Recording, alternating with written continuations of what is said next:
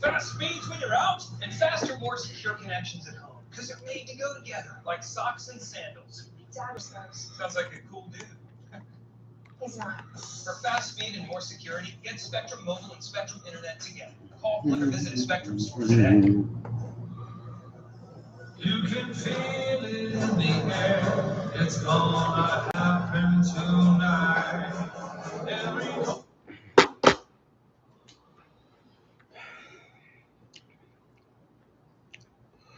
All right, I am live streaming the Mets Yankees game.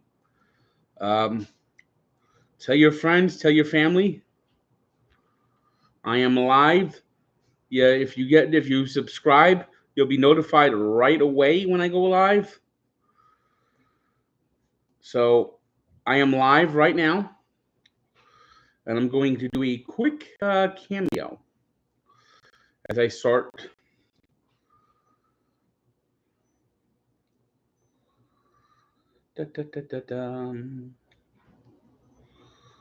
All right. Hey, Trey. Happy birthday. I'm getting ready to stream Mets Yankees, and look what's out. Hot dog toaster. Hot dog toaster. Hot dog toaster. I'm gonna make some dogs. Hot dog toaster. Hot dog toaster. Hot dog toaster. I'm gonna make some dogs. I'm cooking hot dogs in a toaster. Happy birthday to Trey. And hopefully you're watching the Mets Yankee stream. If not, you can watch the replay. And happy birthday to you. Happy birthday to you. Happy birthday to Trey. Mason sends best wishes. Trey, happy birthday. I'm getting ready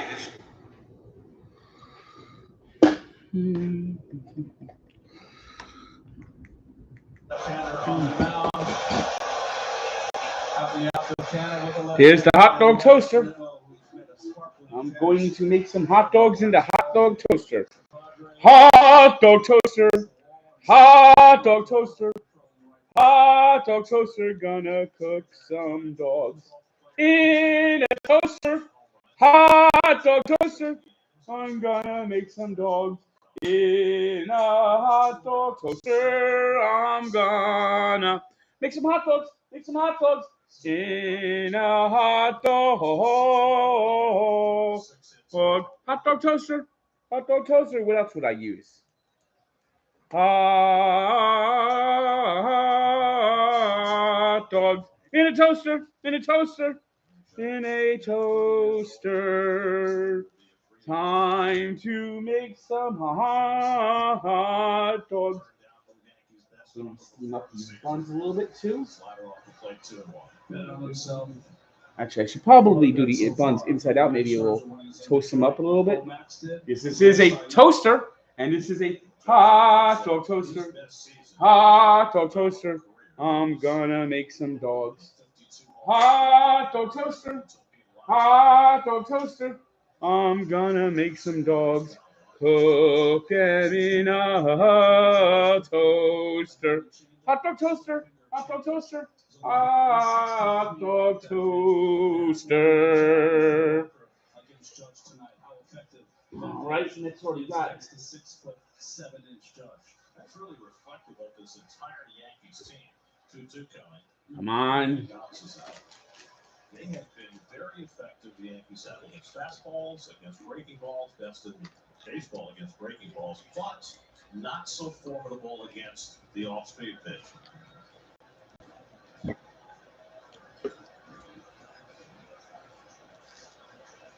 3-2 for Walker. And Judge right back flat to right center. Number 38 for Aaron Judge. He provides the keynote in this series going the other way. It's Taiwan Eichhoff. He's back. Second half, Taiwan Walker. Oh, just like last year. Well, he got to a count where Walker felt as though he had to come in with a fastball. Down, he has a chance. Up, no chance. Well, wanted to go away. Let me turn this up a Too little much in bit. the middle, belt high. And he displays his power to the opposite field. And at Yankee Stadium, that is way out. And it was far enough out here. So what a season he is having. That little fuse. 38 home runs, leads the majors, 82 RBIs now. There we go. Alonso for the lead. Rizzo drives one out. And there's another one. It's second half. Taiwan Walker. He's fucking back. Opposite field home runs for Judge and Rizzo. It's 2-0 Yankees. AB second half. It's it. Taiwan Walker needs to just shut down after the All-Star game. He sucks. Number 23 for Rizzo, and the Yankees showing exactly what they are all about. Consecutive pitches thrown by Walker leave the yard, just the fifth. And this thing won't work. He's allowed this season. Well, they ambush Walker here. First pitch. And a dead pull hitter, Rizzo. And what does he do? He finds the other gap, the other opposite field. And this is the impact. It is a third one. Swinging, flies one out to center. Nimmo's right there. That's the second out. So 3 of the first 4 hitters swinging aggressively on the first pitch.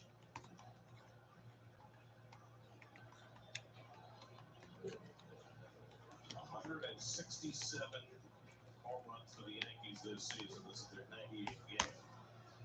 And the Mets quickly knocked The route is on. And this thing keeps blowing the fuse. out of the All-Star break. You never know exactly what to expect. This is why I don't use the hot dog toaster. Over the last 2 months, It's annoying. ambushed in the first inning in his first start back from the break. Here's Matt Carpenter, who's been a phenomenon since joining the Yankees, getting the start in right field today. And he takes the fastball outside. Both home runs were fastballs, and 3-2 count to Judge, and the first pitch to Rizzo, but both fastballs up in the strike zone and out over the plate. Carpenter, the former MVP candidate in St. Louis. It's toasting the buns, but not cooking the goddamn hot dogs. 176 with 7 home runs the last 2 seasons combined. Came to the Yankees after a stint in the minors with Texas. He's had just 93 It's minutes. pretty frustrating. 14 home runs. 14 home runs in his first 29 hits. And you can throw in 5 doubles, so 19 extra base hits. On about reclaiming a career. They're looking for a little better grip. Well, there's the opposite field. You see another belt-high pitch, and Rizzo's always got that lift swing. What was unusual, he didn't try to pull. He stuck the landing. And there's free, ding, ding, ding, ding, ding, ding, ding, free falling, free falling.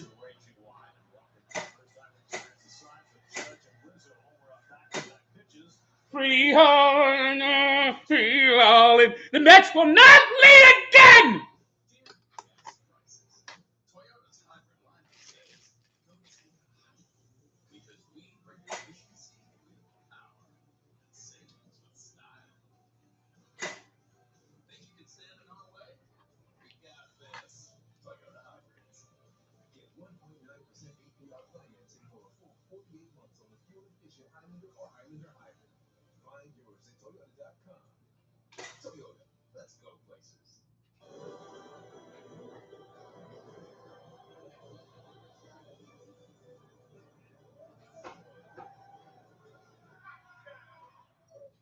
So we didn't actually just scale down. Casey here's from the Heights. Well, we're interested in in-game win with points bets, lightning quick live betting. So we get more bets in as the game happens. And that's how you do more than just bet. That's how you live your bet life.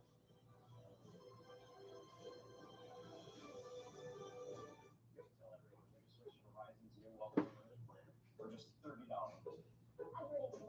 He's not cooking well at all. For just $30?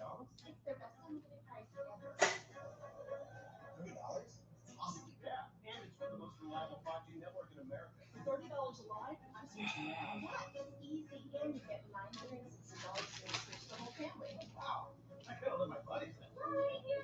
The network you want, the price you love, only from Verizon. Kids are best care of school supplies. So save money shopping back to school on Amazon while they. Now let me get out the rolls. The rolls look like they're toasted enough. Still can't get the hot dog toaster to stay down though. That kind of fucking sucks. It keeps blowing the fuse here. Blowing that circuit breaker. That's game of 2 on the top of the first. Brandon Nimmo will set about trying to establish something against. The Mets are going to go down extra feeble right now. But the Yankees always seem to rip him up. 390 career against the Yankees. Also a great number. All right, I'm going to move this toaster over to a wall. Yes, apparently this circuit breaker just keeps breaking. It's been a struggle for Nimmo. Since the 1st of June, his on-base percentage is just .320, which is very unlike Brandon. Next fastball for a strike from Jordan Montgomery. Montgomery's been the best version of himself this year. 14 starts, 2 earned runs or less, throwing a lot of strikes. Doesn't have a lot to show for it because they have not scored a lot of runs for him. 3.24 ERA though. And 2 straight fastballs, 2 straight strikes, and it's 0-2 to Nimmo. Marte let Gore follow. Mets faced Montgomery twice last year. He threw a total of 7 2/3 innings, gave up 8 earned runs. Mets took 4 out of 6 from the Yankees last year. Well, not this year. It's Taiwan. Eichhoff is back. Montgomery working off the stretch with nobody on, and he just missed with that one. All 2 strikes. Hopefully, the umpire stood up, but he was going to call a strike. And while he was standing up, Brian Knight decided not to call a strike. Brian Knight dug innings, Roberto Ortiz, and crew chief Bill Miller. Crew for this series.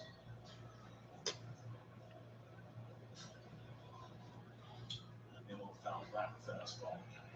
Remember when Nimmo used to work counts? Yeah, he doesn't do that anymore. Team fans, they say that the 2 corner infielders, of course, 4-time Gold Glover Rizzo, you got a Gold Glove shortstop, and also a 3-time Gold Glover. But Donaldson has played a fine third base this year.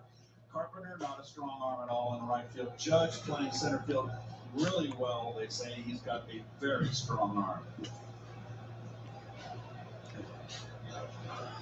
Watch it coming to Nimmo. Talking about the Yankees defense, they are by far the major league leader in defensive runs saved. 69 defensive runs saved this year. Compare that to the Mets, who had 16.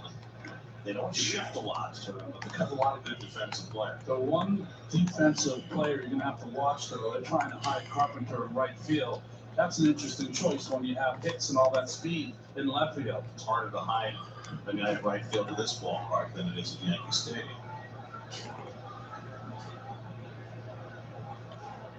And Nimmo gets curveball and fouls it off. All right, the hot dogs are cooking. I guess I had to plug it directly into a wall. Mostly a corner infielder in his career. Third base, first base, also plays some second base for the Cardinals. He's got that Wyatt Earp mustache. So there is the hot dog toaster. Here's Todd Holliday with you. Seventh pitch of the at-bat to Nimmo. And Brandon fouls off another. So after falling behind in the count quickly, taking 2 fastballs, Brandon doing what he does so well in the first inning, seeing a lot of pitches to give his teammates a good view. You got to believe that Montgomery thought he had him struck out on 3 pitches. Now he's had to work. Nope, Mets are going to go down extra feeble. Extra feeble today. This is his second start since the All-Star break. Remember, the Yankees had a shorter break. They played that doubleheader in Houston last Thursday, and Montgomery worked the first game. So he's on regular rest. And Nimmo takes a fastball just off the right under for his pitch, and it's 2-2. Well, those dogs are done. Oh, my goodness. Tin Cup. My goodness, where's... Oh.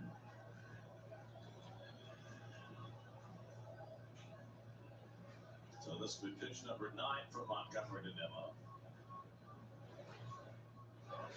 And then Brandon lines lines one to center. On comes Judge, reaches down. Easy, easy, lemon squeezy. Fifth might be the biggest player ever to play center field. I think so. Well, you got that big monster in Pittsburgh, the biggest shortstop ever. Bill Cruz. Right, I'll cook it another couple of minutes and then I'll take out the dogs. Yankees having Judge play They center. starting to smell done. They said he was really playing a really good center. He's very athletic, gets good breaks on the ball. He's just an athlete. Hot dog toaster. Just have to- Hot dog toaster. Hot dog toaster.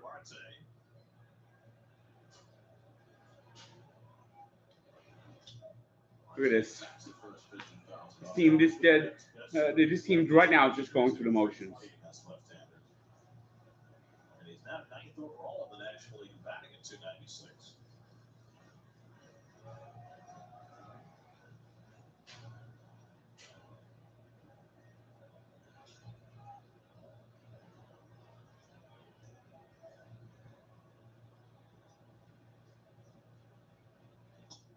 Fastball striking, it's 0-2. Yankees offense, of course, gets most of the attention, but the Yankees pitching has been great this year. But there are some question marks right now, with guys facing innings limits, with their bullpen banged up. Loss of Michael King was huge. There's Nestor Cortez, who knows how many innings they're going to let him pitch, or Jameson Tyone. So Montgomery becomes an enormous piece to them, a guy they figure can make every start this year, along with Garrett Cole.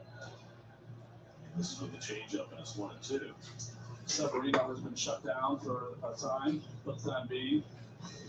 But look at the numbers. That's how you have the best record in baseball. The question is it sustainable, and what do the Yankees do to try and replenish that at the trading deadline with Severino out, with Cortez and Tyone perhaps limited in the number of innings they can throw?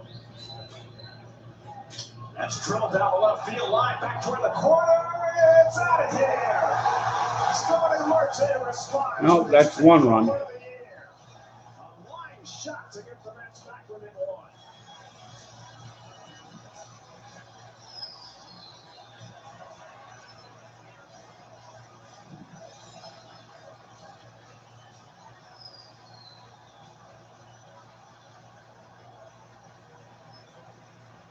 So Marte showing the Mets can place a long ball on their own.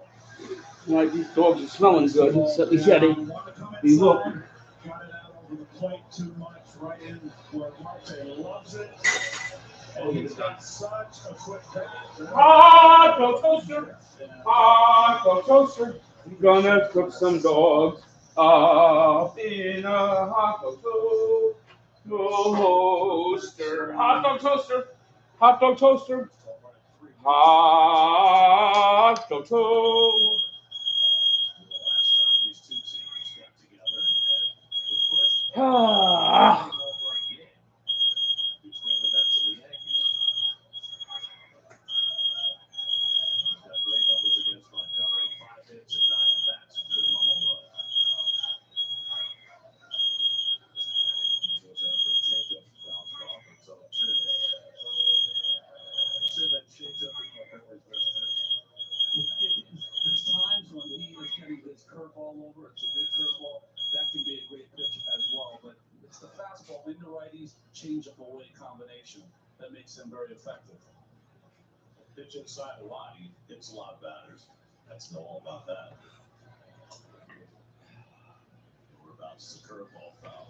Alright, so let's get these hot dogs out. Look at the eyes, Of the hot dog on the toaster. baseball. Hot dog toaster. Yeah. Hot dog toaster. Almost got the- Gonna make some dogs cooking in a hot dog.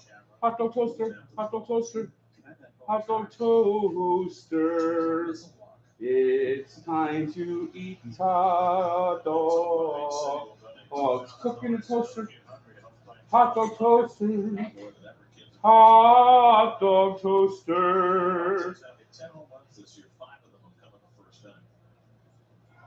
He jumps up Montgomery, the 14th home run Montgomery's allowed this year in his 20th start. This was a little harder to get out. And this year, What the fuck is that? he's in the south of France taking out cash with no ATM fees. 0-2 is ahead on Marte 0-2. Now ahead on Lindor 0-2. He's pounding the strike zone, that's for sure. Alonso waiting on deck.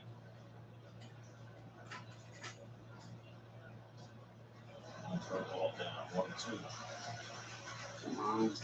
And from up above, you see the location right down the middle and below the belt. There we go. And he pays There we go. There's the other two dogs. Wanted to come inside. Hot dog toaster. Hot dog toaster. Hot dog toaster. Let's cook some hot dogs in a hot dog toaster. Against the sidewall, tracked by Carpenter, and Lindor pulls in at second base with an opposite field call. So back-to-back extra base hits against Montgomery. All right. And there it is. Hot dogs cooked in a hot dog toaster. 2-strike inning here, fastball. Oh, that ball kind of sailed over the inner half. Lindor showing a quick bat, ball's up in the strike zone. So the Mets twice took Montgomery to task last year. Getting a quick start in this game after the Yankees took a 2-0 lead.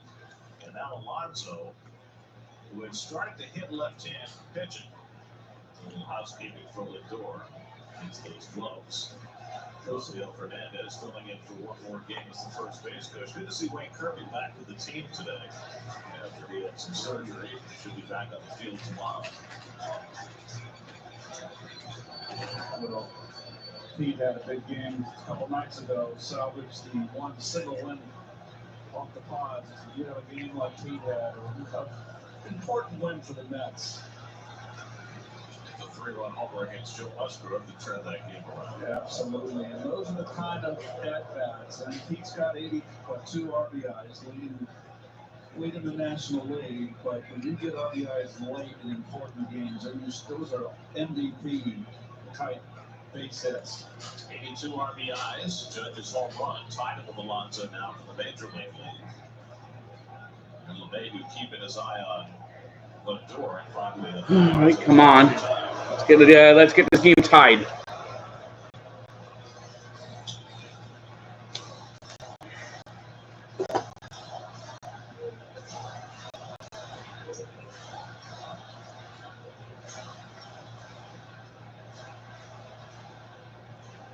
Montgomery just trying to get settled in. They will have a long turn it back before lining out. Now back-to-back extra base hits. And Alonso takes curveball off the way. 1-0. He had a terrific series against the Padres, not just the Sunday night game, but even when the rest of his team wasn't hitting. He was the lone bat going in this lineup. Went 6 for 10 of that series against San Diego to raise his average to 274.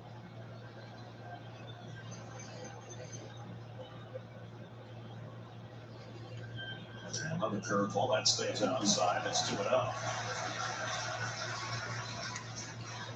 Marcana waiting on deck. Beautiful pronunciation. You know, Mark had some fun with the ESPN announcers on Sunday night, and that was great. He was a fantastic interview. I loved all the stuff he did about his defensive positioning. But the whole thing with his name caused an uproar. And his wife, Marcy, finally settled the issue for everybody. She said, it's Canna. It's always been Canna. It's never going to be anything but Canna. Well, the Portuguese pronunciation of Canna is Canha. Right, but that was Canha. But as Mark described, that was 4 generations ago. But he's an American. He's Canna. You're telling me that the wife settled the argument? The wife always settles the argument. That's boom. Vinegar sucks. Stu Lenz. So Montgomery, who was ahead of the first 3 hitters, now behind with Alonso 3-1. Pitching Pete carefully. First base open, Canna on deck. And Pete Lyons one left center field. The game, it'll go to the wall. Lindor This might be a slugfest.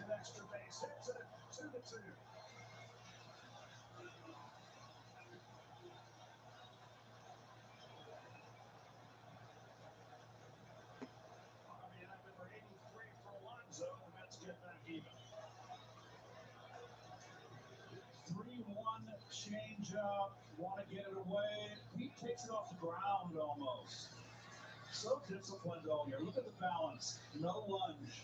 Not out in front a bit, but hands back. And then he pulls the trigger and it's a bullet into the gap. The Mets came into Sunday night having scored just 10 runs in a 5-game span, but they broke out thanks to Alonso on Sunday night, and they've gotten off to a fast start today. Now it's Canna. And Mark takes a fastball for a strike. Canna had a big game Sunday night as well. 2 for 3, double RBI.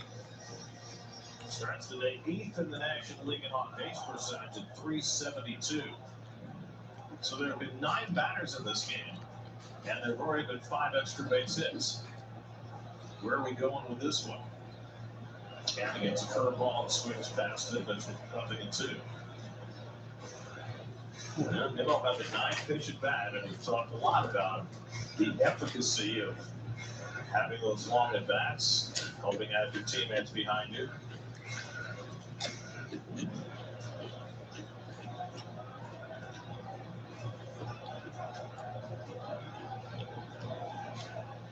Over to the Canada with Escobar on deck. And Mark takes the curveball on his feet. 1-2. Canada 0 for 5 in his career against Montgomery. One of the better two-strike hitters, I think, in the National League. Canna. Well, Montgomery's now gotten to a 2-strike count on 4 of the first 5 batters, but he's only retired 1 of them.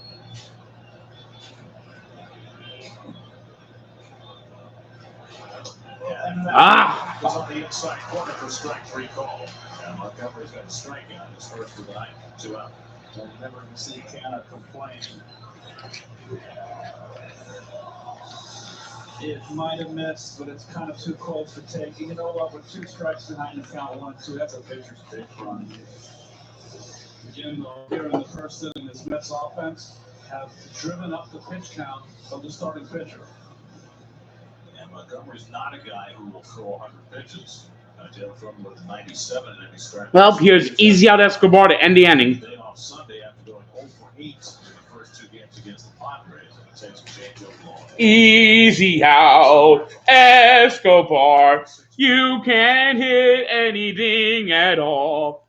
Easy out Escobar. You're the worst player in the lineup by far.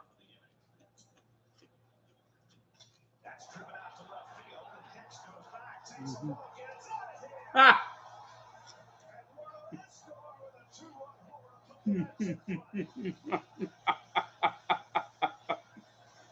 You see, the reverse jinx does work sometimes.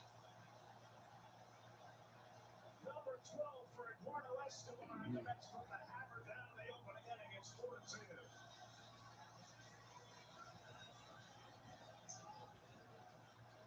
What an answer. It's something the Mets have done all year. They have come back to the bottom half of the top half of the inning where the opposing team has scored.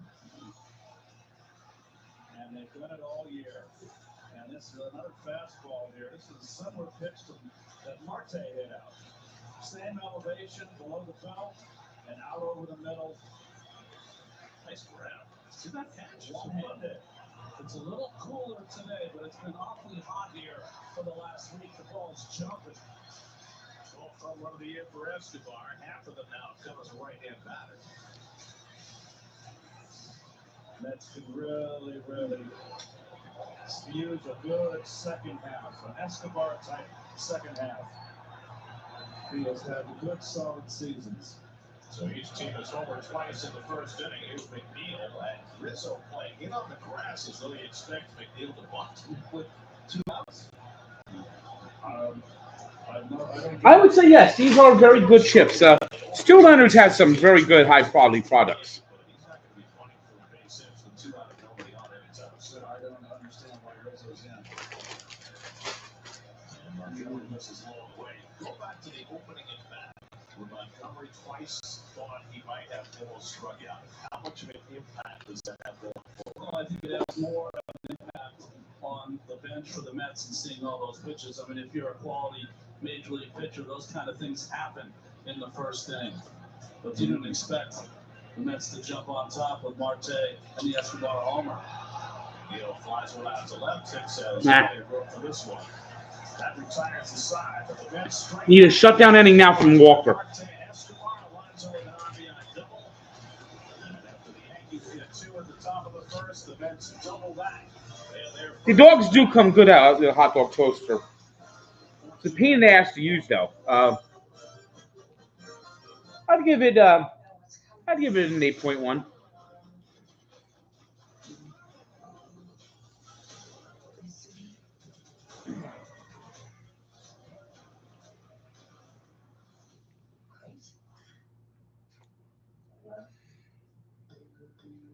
Garden State Pain and Orthopedics is the place to go if you have pain or injury. Oftentimes there's a hesitancy in seeing an orthopedic surgeon. The thought process is if you're seeing a surgeon, you're going to get surgery, but that couldn't be farther from the truth. We have several non-invasive options. Somebody sent me the toaster. Collaboration with the physician. We have great team of doctors here that we together. Garden State Pain and Orthopedics philosophy is to show empathy to all patients and treat them like family. Finding a new vehicle of your dreams may feel more like a nightmare. Not with New Jersey's #1 volume Cadillac dealer, Brogan Cadillac. Over the last year, we have gone to great lengths to get our customers new vehicles quickly, while still providing the level of service we have built our name on. The team at Brogan has you covered for new vehicles arriving daily.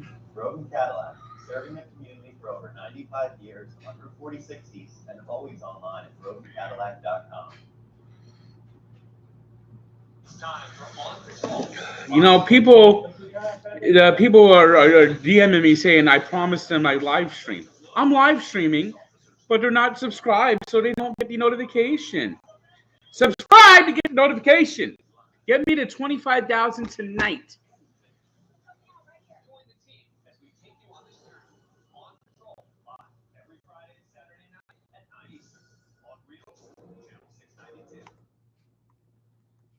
City Community Home Runs fan of the game is Lucas from Brooklyn. Go to SNY.TV/CHR to enter. Good luck, Lucas. Welcome back, Luis Rojas, third base coach for the Yankees. Yes. Mets manager. Fuck Luis Rojas. Man.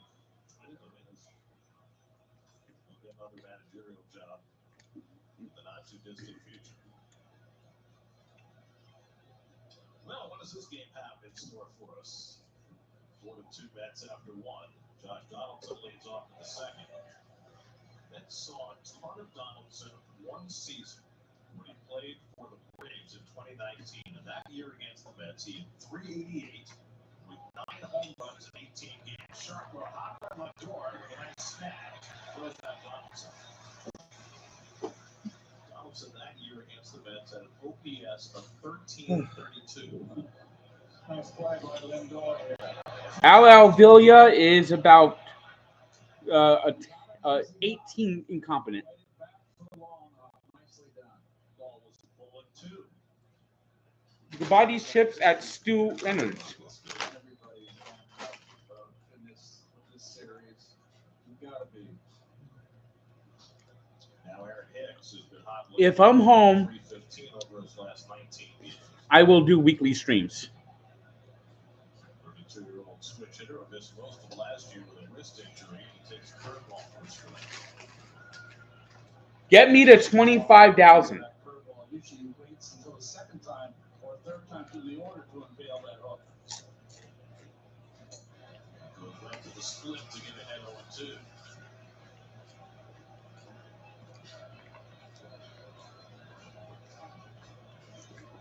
First start out of the All-Star break for Walker. You know, it's not lost on him what happened in the second half last Well, there's a Stu Leonard's and Paramus, but they're in good areas. There's one up that Clem likes going to. the second half. I went to the one in Paramus, New Jersey. Immediately come to mind. But your team picked you up, so all you do is starting pitcher, you think it's 2-0 right now. I got something fascinating for you. 0-2 coming to Hicks. Damn it. That's a base hit for Eric Hicks on an 0-2 fastball. Hicks takes one to center field for the first single of this game. There were 6 extra base hits combined in the first inning. And now Hicks with a 1-batter. If you notice, his fastball has been up in the strike zone. He's got good velocity. Walker But sucks. he's one of those pitchers when the ball's It's up, second half Walker, which is very bad. he's given up 3 hits on fastballs up. So in the first inning, Walker gave up home runs on back-to-back pitches to Aaron Judge and Anthony Rizzo. In May this year, he gave up home runs on back-to-back pitches to Bryce Harper and Nick Castellanos. So Walker's allowed 6 home runs all season, and 4 of them have come in those 2 instances of back-to-back pitches. Clusters. How is that even possible? On 4 pitches. That's crazy, right? It's Isaiah Kiner-Falefa, who's been a huge piece for the Yankees. Picked up right before the season from Texas. Second half Taiwan Walker is basically Taiwan Eichhoff. Shortstop for the Yankees.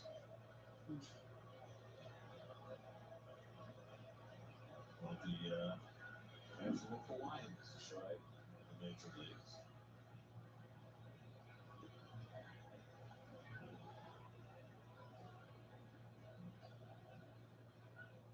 This is 2 straight years he's stunk it up in the second half. Look at this. They're smacking him around. Mets are going to have to score 15 runs to win this game.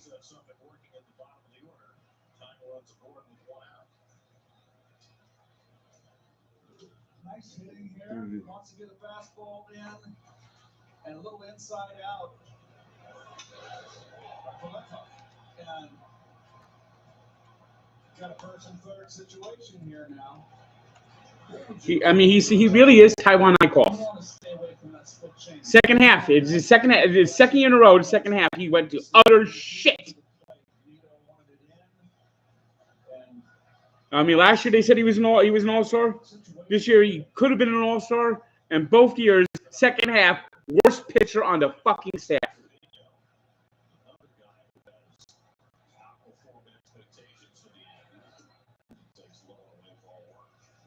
Pitchers have been taking the task here.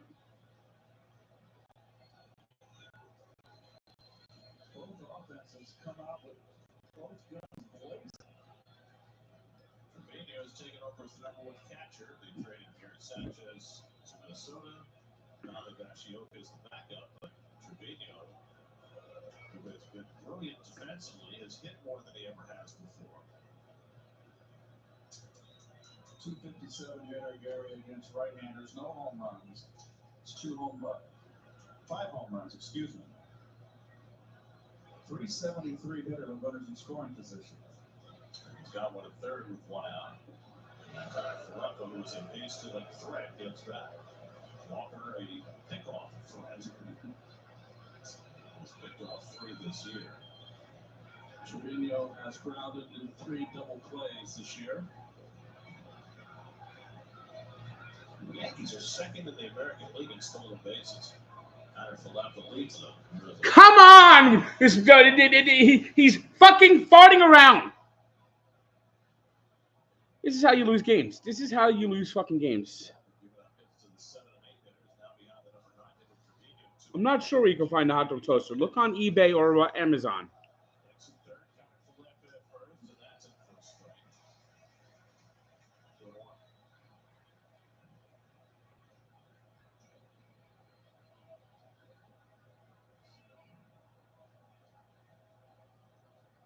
Of course, the fucking Braves are winning.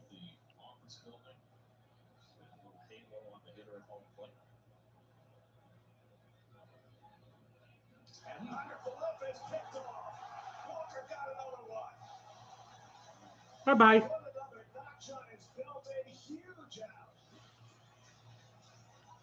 IKF has Yankee fans going, what to WTF? Yes, I've tried Grippo. I actually tried him going through Cincinnati. Should be number 1. I mean, if you've got a pitcher that's got a good move, there's got to be when you have your meeting. when you start the series or for the game, or a coach. And he got him. Fourth pickoff of the season, and now he gets a swinging strike with the splitter on Trevino. And it's 2-2. It's got to be communicated that, hey, conservative leads off this guy. He's got some of the big moves. 2 out, hits the third, 2-2 to Trevino. And below the splitter, 3-2. You know, we've always said Walker gives them the bad move and then counters with a good move. I think he gives them the F move, then the C move, and then comes in with the A move. Because they think that the C move is the A move. There you go. Jam it. Truly the fun. 3-2 coming. And he just got a piece. Remember that movie? Yeah. Philip McLean? Yeah. Yes, I do. But vaguely. I had a crush on her when I was a kid. Which line of The Mets are. It might be only the Mets don't sell out, but they're getting like 80% full most games. So the Citi Field's been packed.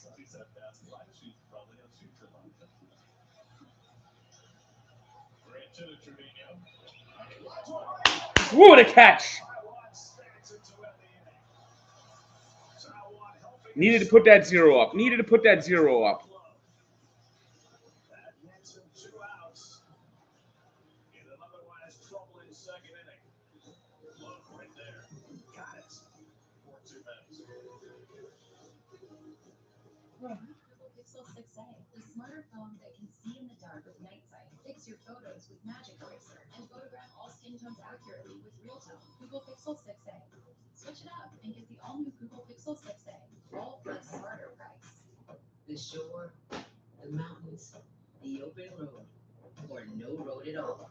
Let Ford take you there, because we've got an SUV that's into whatever you're into, with the features you need to get where you want to go. There's even a car with its own soundtrack. Wherever you're headed this summer, get there in a new Ford. For a limited time, medical professionals, first responders, and military personnel receive $1,000 appreciation cash on top of all offers.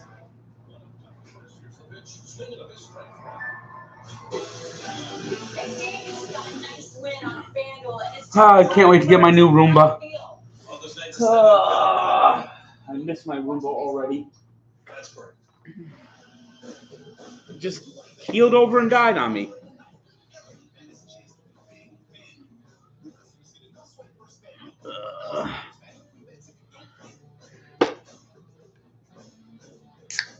Best things in South are unofficial.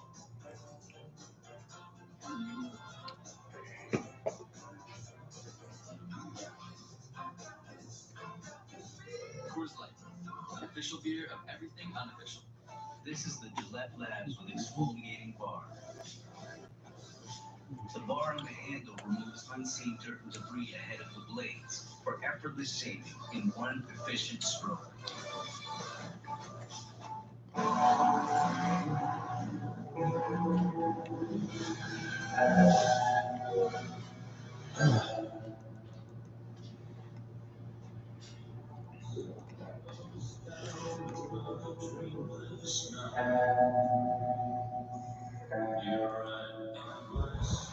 Real luxury.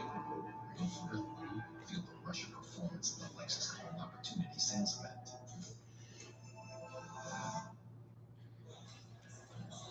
The World Baseball Classic is back. Qualifying rounds for the 2023 WBC take place September 10th through October 5th in Panama City and Regensburg, Germany. For more information, visit worldbaseballclassic.com. On the second inning, back to a curveball for a strike to J.D. Davis. J.D.'s last start came Saturday, and 2 hits and drove in a run. Davis vetoed him up for the Mets against Jordan Montgomery threw 33 pitches in the Well, I went to Walters in upstate New York. I never went to Walters in Connecticut, though. So, 2. It's the 12th time this year that the Mets have forced an opposing pitcher to throw at least 30 pitches in the opening inning. It really has been a big piece for them. And the 4 runs they scored in the first was the biggest first inning of the year. City coach Art Chavez. I'm drinking a Diet Orange Crush. 2 days of hand wringing. The Mets have scored 12 runs in their last 4 innings. That's grounded to short. J.D. Davis sucks.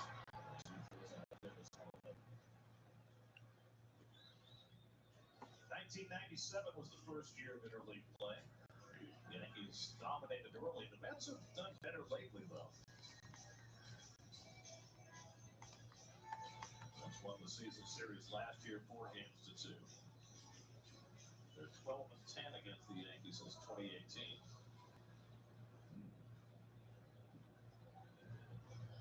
Tomas Nido.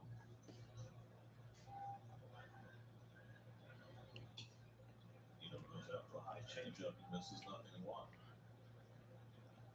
Boy, do I wish the Mets had a real catcher. I mean, Davis and Nido right now are basically just automatic outs. Horses for courses, right? Montgomery coming off a really good game against the Astros his last time out. In Houston, outstanding offense. I'm not sure when I'm grilling next, but I'll do it soon. 8 strikeouts for Jordan. Well, the Mets has kind of been his kryptonite the last couple of years. He's not given up 12 earned runs in his last 8 2/3 innings against the Mets. You just kind of wonder if this is going to turn into one of those games where all the fireworks are in the first inning and the pitchers settle down. Both teams should have fully available bullpens after a day off yesterday. Mets get another day off on Thursday as well. The biggest problem with Buck is getting people in, not having people available. And just got a piece of that curveball.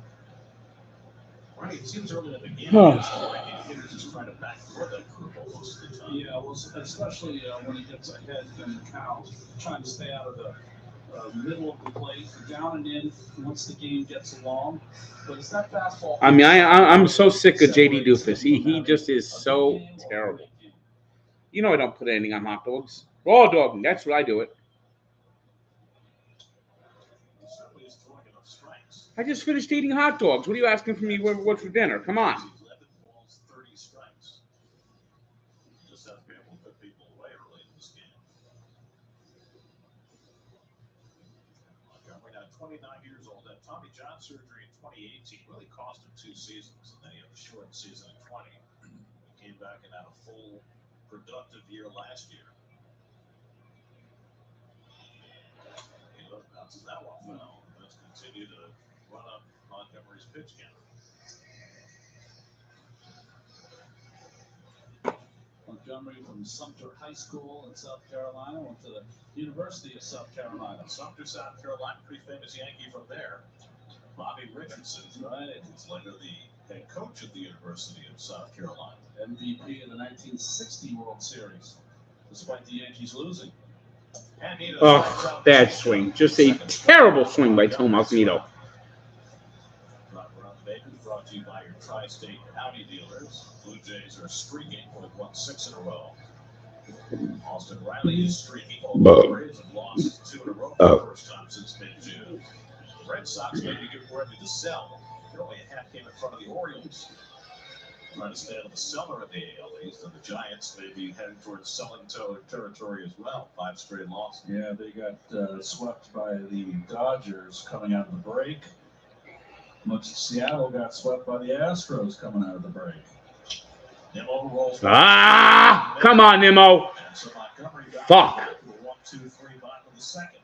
After 2 at Citi Field, 4-2 Mets. There's a highway that stretches across the 93 days of summer, where worship isn't offered to the sun, but to the smoking tire, and where the lines being blurred are the ones between drivers and demons. I thought this was a barbecue. Oh, we'll see. Just need to get this deck finished. Well, Mets have a 4-2 lead, but it's not an easy lead. Taiwan Walker has not looked good so far. Quotes, booking, and more. Start your next project today at Angie.com.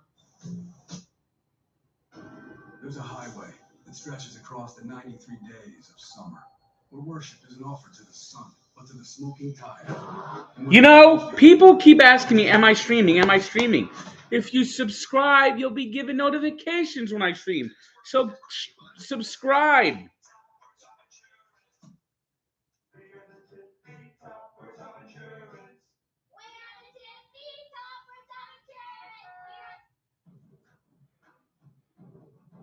Some insurance companies are known for their jingles.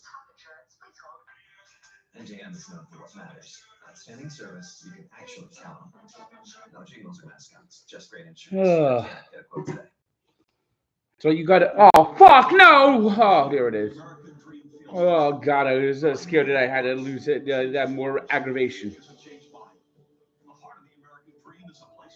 I mean, if you subscribe, you'll be given notifications. Subscribe, hit that notification bell. Every time I stream, you'll know. We're rebuilding the American dream in New Jersey. Welcome home. There's a highway that stretches across the 93 days of summer, where worship isn't offered to the sun, but to the smoking tire, and where the lines being blurred are the ones between drivers and demons. Chris Williamson later tonight will have a full Subway Series recap. We're on right after postgame. Your Coors Light beating the pressure. Most home runs in the majors. That would be the Yankees. Hit 2 tonight, 167th for the year. Rays did 1 tonight. Michael Harrison won against Arizona. Rays are up 2-0 on the Phils. DJ LeMahieu takes a strike as we start the third inning. LeMahieu, a comebacker to Walker, who has been as effective with his glove and his pickoff move as he has been with his pitching so far. And this one's lifted out to right. Home run at Yankee Stadium, but not here. Yes, it would be a cheap ass home run at fucking goddamn fucking Yankee Stadium. Why am I spotlighting Aaron Judge? Well, how can you not spotlight Judge with the year that he's having? 38 home runs, hitting .294 coming into the game, just having a tremendous season. And we'll see how Mr. Walker works in this time around. Remember, he got the home run on a 3-2 pitch to Judge. Tried to throw him a lot of breaking balls, and I think was too amped up, threw him in the dirt.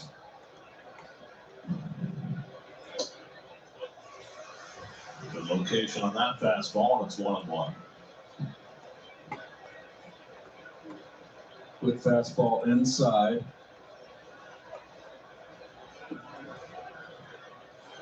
And he tied him up with a splitter, and it's 1-2.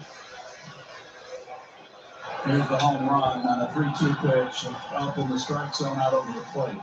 And you see a guy like Judge, look at how far off the plate he is, and you're feeling as though I got to pitch him away. You still got to pitch inside, correct, Ron? Yes. And it goes away that time with a splitter to strike out Judge. So the 3 times he came inside and then finally got him away for a strikeout for Walker. That was a very good pitch there. First strike set up the split finger. Because once you throw that first strike, you can throw that same pitch out of that same spot. And we mentioned before, that is his kryptonite, maybe because he's 6'7", but the ball that is breaking down, the changeup or split finger changeup. And I got to get Rizzo, too. Fuck. He can be pitched, too. That's his 107th strikeout. But with the numbers he's putting up, these puts are hurt on a lot of people. Now Rizzo, who jumped the first pitch fastball his first time up. This time he takes a fastball for a strike.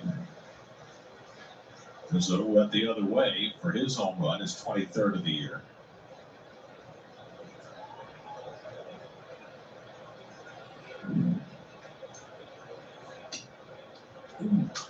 Where was that pitch? Come on, ump. Well, here's the first pitch fastball, and Rizzo just ambushed Taiwan. Bell-type fastball out over the plate, and so uncharacteristic. Rizzo's become a dead pull hitter on top of the plate, slightly open stance. Rizzo was at the leading edge of the Cubs teardown last year, traded to the Yankees at midseason. The last part of that teardown may come this week with Wilson Contreras, who today probably played his last home game as a Cub. 1-2 coming. That's lined into right field, and Rizzo's got a base hit. So Rizzo's 2 for 2. 2-out single. So he got himself in a real good position. Came in with the split finger, but he hung that one up in the strike zone. Bad pitch. It's an absolutely terrible fucking pitch. Not much of a follow through. Could be wrong. That might have been a slider. Had a little spin on it. Or a cutter in. So there's the fifth hit against Walker. Here's Gleyber Torres, who flat out This seems a fucking pain in the goddamn fucking ass. Every fucking batter. I thought it was a split finger. Let's look at the grip. The grip will fight. It was a split finger, just not a good one. Just when it's a bad one, that's what it does. It just kind of sits on a tee, and you got to hope that it just the change of pace fools the hitter.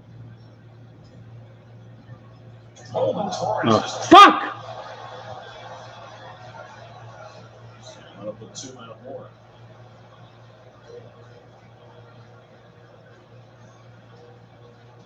Got him on the hand, right? He wears that protective glove with the padding on top. I wonder if that helped. Does it hit him in the left hand? Yes, it does. And he's got a little bit of padding there on his glove, as you can see. And that got him better than I thought, but it kind of glanced off. It wasn't a square hit. Every inning, Walker's in trouble. Every fucking inning. The third got a hit on Rizzo. He gives up a base hit, and now hits Torres. So missed the elbow pad, missed the pad on his hand, and hit him right in the forearm. So now 2 out for Carpenter. Grounded out his first time up. And Walker misses with a cutter for ball 1. Walker is not good tonight. Walker is not fucking good tonight. Carpenter is one of the most remarkable stories in the majors this year. At age 36. Just on a Joe Hardy. Look at this. Every fucking. This is going to be a 3-run homer right here.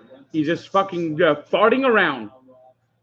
Once he had an opportunity to opt out, he had that in his contract. The Yankees came in and swooped and signed him, and he hasn't stopped hitting since. So they didn't know what they were getting, but he made his Yankee debut May 26th, and that's 2 months ago today. He's been a phenomenon. I was off the split 2-1. Well, you know, Carpenter had become a pull hitter in St. Louis. He had those tremendous years in St. Louis and just fell off a cliff.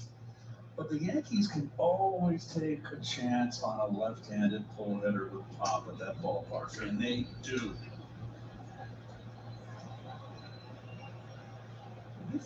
Why isn't Joey Gallo playing? I want to see Joey Gallo out there. But then he became a guy who just pulled. I miss Joey Gallo in this game. He was probably the guy who got hurt most by the advent of the shift. But now it doesn't hit the ball on the ground. Mets do not have a real lefty starter. Again, last 2 years, 347 at bats, 7 home runs. This year, 94 at bats, 14 home runs. Go figure.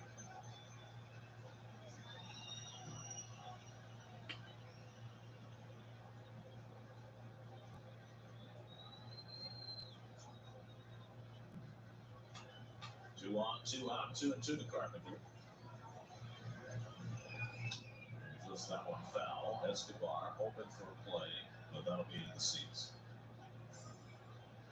But despite the fact the Yankees have gone 10-10 in July, they still have a substantial lead in the American League East. They just have to worry about what happens when October arrives. And try to hold on the Astros for the best record in the American League. They're 2 games in front going into play tonight. And the Tampa Bay just lost 2 of their key players to injury, offensive players.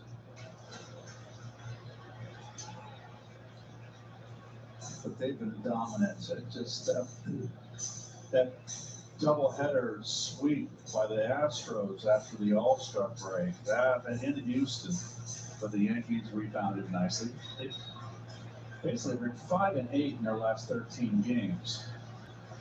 7th pitch to Carpenter. Got him. Struck out Carpenter. 2 strikeouts remaining for Walker, and he works around some 2-out trouble. 2 minutes in the third.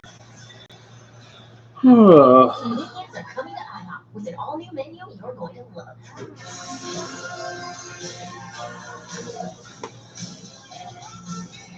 Excuse me. Enjoy the Minions menu at IHOP. For a limited time, kids eat free and catch Minions, the Rise Up Group.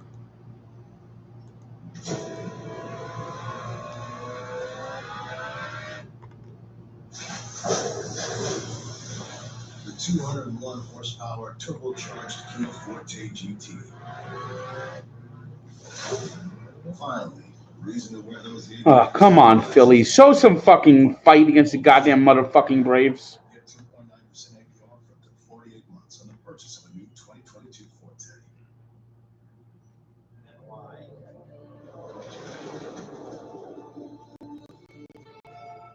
Okay, honey, time for bed. Your pixies can wait till tomorrow. They're elves.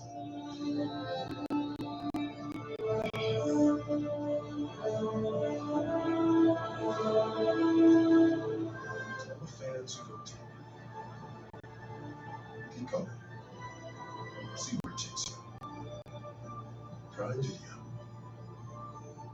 We have to tell everyone that we just switched to Verizon's new Welcome Unlimited plan for just $30. I've already delivered. Wait, did you say Verizon for just $30? It's their best unlimited price ever. $30? It's awesome. Yeah, and it's for the most reliable 5G network in America. For $30 a line, I'm switching now.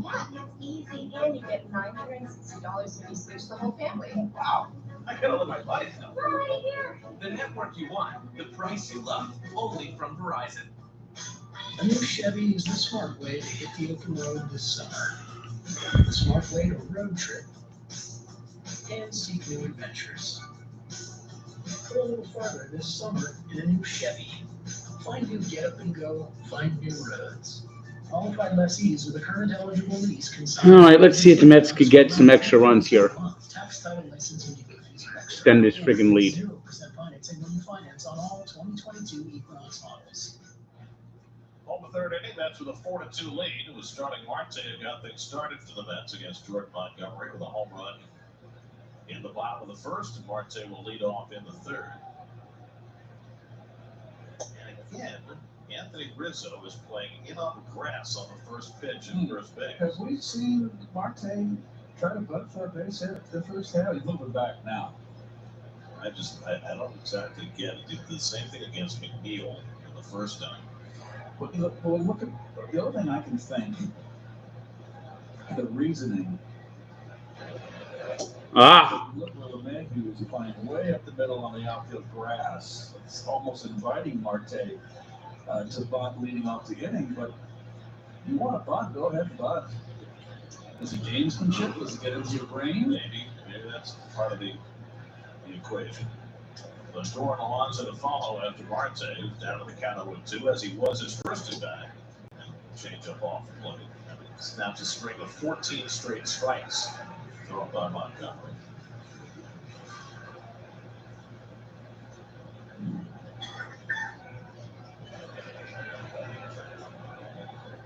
It's a narrow view. Big part of the novel game.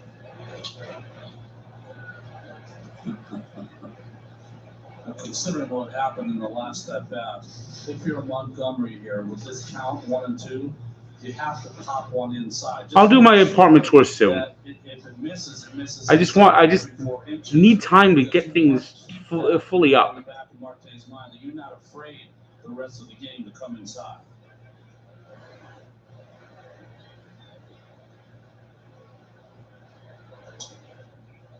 The change up and it's fouled off.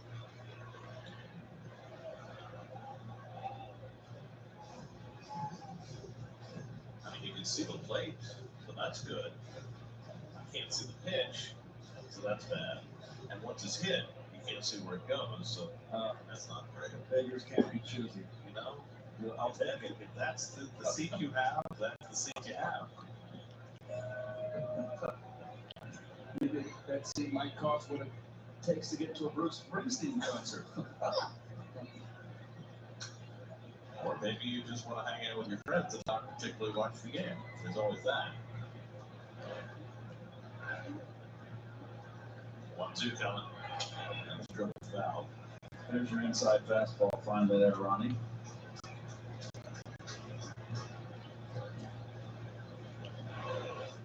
Montgomery's now thrown 50 pitches, 38 for strikes.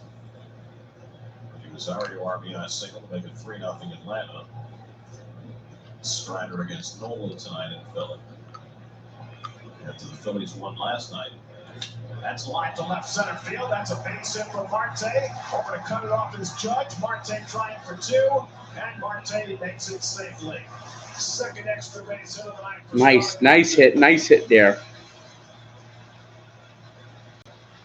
Another solid 2-strike at bat by this Met lineup. Change up.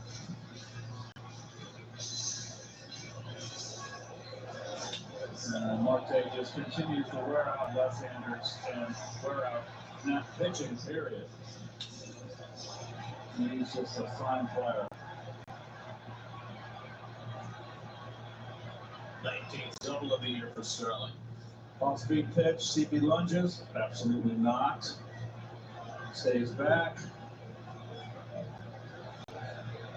Motor falling back for the Mets. And then Lindor bounces one foul. So, well, we weren't here, but we heard tell that Lindor had a 3 home run game against the Yankees last year. That was 1. That was 2. Wow, that was a long one. First ever Met or Yankee in the Subway Series to have a 3 home run game.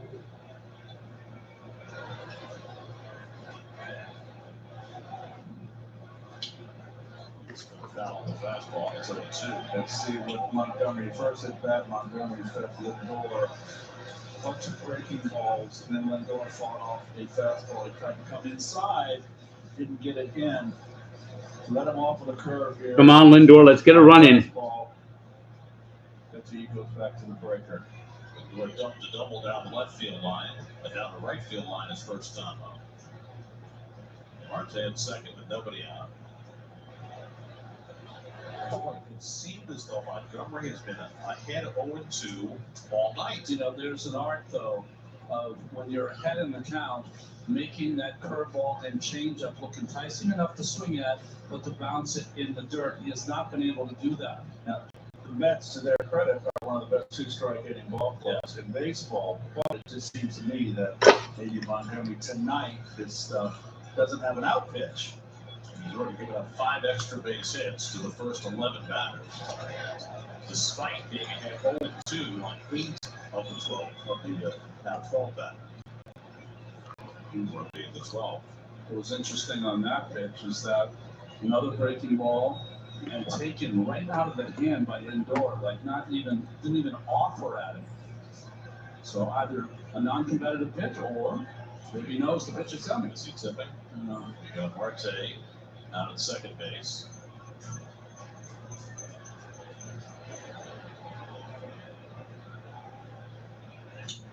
Slams that one foul.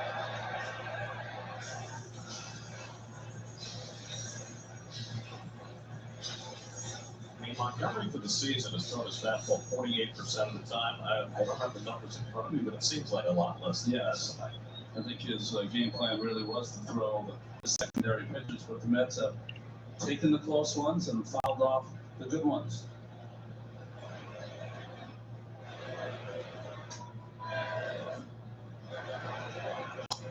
Bounces that one third. Donaldson waits on it. And it throws wide and hits the runner and goes up into right field. Marte to third is being waved around. Picked up by Carpenter. He has no play. Marte scores. The game winds up in second, and it's 5-2 Mets. Donaldson's throw offline and it hit Lindor. I thought it got him in the helmet. I'm not 100% certain. It sounded like that, like it hit the helmet. And they're going to go out and check on Francisco to make sure he's okay. He seems to be fine. Rizzo talking to the home plate umpire. I bet he's talking about Lindor being a little bit in the baseline because he could never reach for that ball. Donaldson tried to rush that throw. The rule about running in the lane does not apply to a throw from the left side of the infield. That, and he is not inside the line. Doesn't matter. It doesn't matter as well because Rizzo was trying to play that footwork to get on the other side of the bag. That is a poor choice by Rizzo there. You cannot go into foul territory and risk the ball hitting the runner. If there's any doubt in your mind, you got to come off the bag in fair territory. Right at the side of the helmet. Thank goodness he had a helmet on. E5 all the way, no RBI.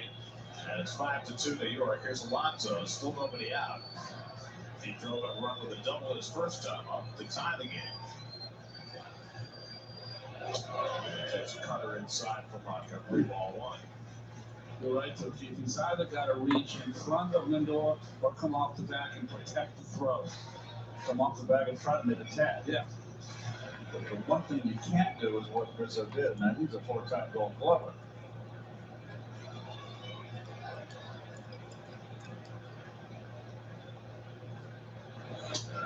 Donaldson's been playing a wonderful third base for the Yankees. One of the top players in baseball in defensive run saved, but that was just not a good throw. Well, he had to rush the throw, though, because Lindor hustling down the line. Well, he also waited on it. He could have charged the ball and played it. He makes a good throw, he's out. Yep.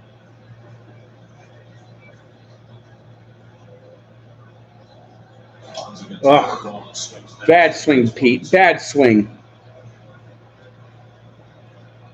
So far, Montgomery's right at 42% fastballs, 48% for the year, so he's down low in terms of his fastball usage. Nonetheless, his pitch count continues to explode. That's put together long at bat after long at bat. Come on, Pete. Let's get another run in. Fastball inside. Good job by Pete to spit on that. It's 2-2.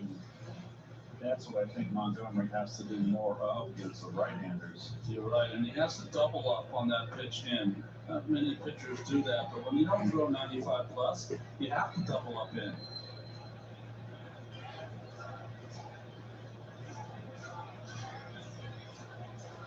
We're in second with nobody out. 2-2 coming to Alonso with Canna on deck. He gets a curve and slices it foul. Well, there's Lindor getting hit in the head, glancing off his helmet, and Marte has got a hold until the throw. He knows he's going to slow it down and uses his third base coach, Joey Cora. Okay. That's why we wear helmets. That's an average nearly 5 pitches per plate appearance tonight. And Alonso takes another fastball just off the plate. That's 2 in a row.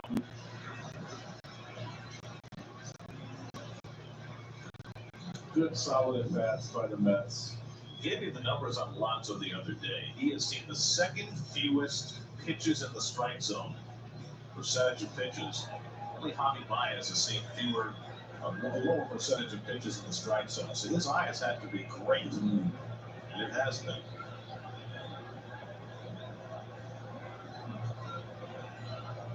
And that's inside ball 4. So 3 times in a row, Montgomery trying to come inside. If he was able to spit on all 3, first walk of the night for Montgomery. And that Blake will be out there again to talk to his tall left-hander. I think Bob Costas is okay, but, you know, a lot of times he's a little pompous. Marquand is coming up. Steve Gilbs is back with us. Steve, good to have you back. Good to be back, Gary. And, you know, Marquand is one of the few guys in the lineup tonight that did not have success the first time around. He struck out looking in the first inning on a pitch that, Keith, you said was too close to take. I'm curious for your opinion on this, Keith, because Marquand has a very unique viewpoint on striking out looking. He said he thinks that one of the biggest problems players have is that they're scared to strike out looking, that there's a stigma with striking out looking. And so they get a little too over aggressive. They swing at pitches that are out of the zone because they just don't want to strike out looking. For him, he said what works best is accepting that sometimes it's going to happen, but I'm going to really focus on the strike zone as I see it. I won't swing at pitches that are egregiously out of the strike zone, but occasionally I will be called out. And the hitters with good knowledge of the strike zone can do that. And Mark Canna has an excellent knowledge of the strike zone. I've never minded if a pitcher Everyone can use a rookie like fucking J-Rod. busted me inside on the inside corner and struck me out looking, because that's a pitcher's pitch. You're protecting the plate, you're going up the middle, and that's where you're most vulnerable, and you tip your hat. So Juan Marinaccio up in the bullpen for the Yankees. Canna at the plate with 2 on and nobody out. A run already in for the Mets in the third, and Canna slices one foul.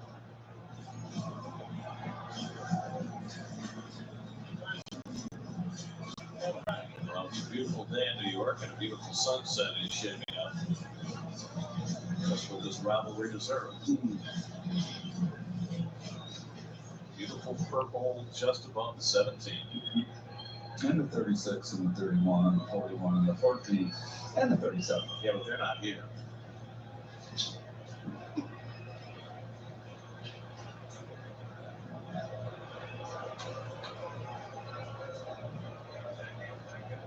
The Mets can break this game open right here with a base hit, an extra base hit. And a very deliberate kind of squats.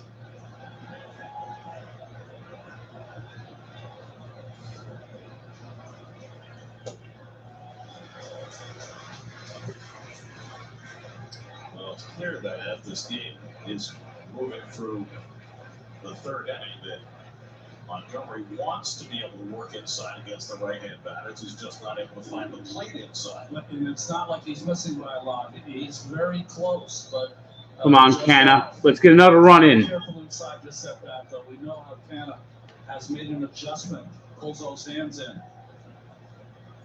Ah! Way that time with the changeup, and it's 1-2.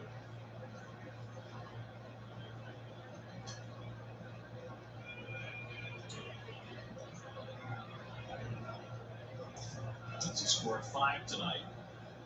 The Mets score 4 or more. They are 50-5 this year. It's a .909 winning percentage, which is the best in baseball. Tells you how good the Mets pitching has been. Might need more tonight. There we go, behind 1 and 2. Now he's extending the count. Escobar, 2-run home run in the first. And put the Mets in front, now looking to add to that lead.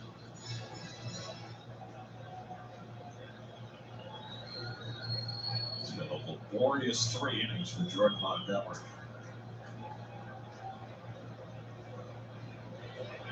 And Canna grounds one slowly right at the bag of foul ball. Donaldson stepped on the bag, but the third base umpire, Bill Muller, was right there to call it foul.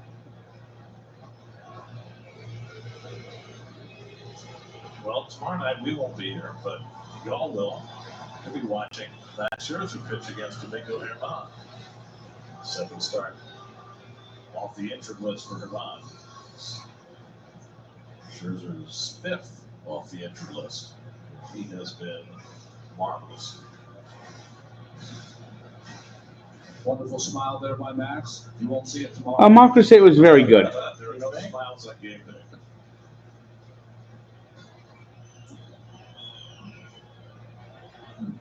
So you took a paintbrush and painted a couple of yellow stripes there. That's just fabulous. I feel like it's 1968.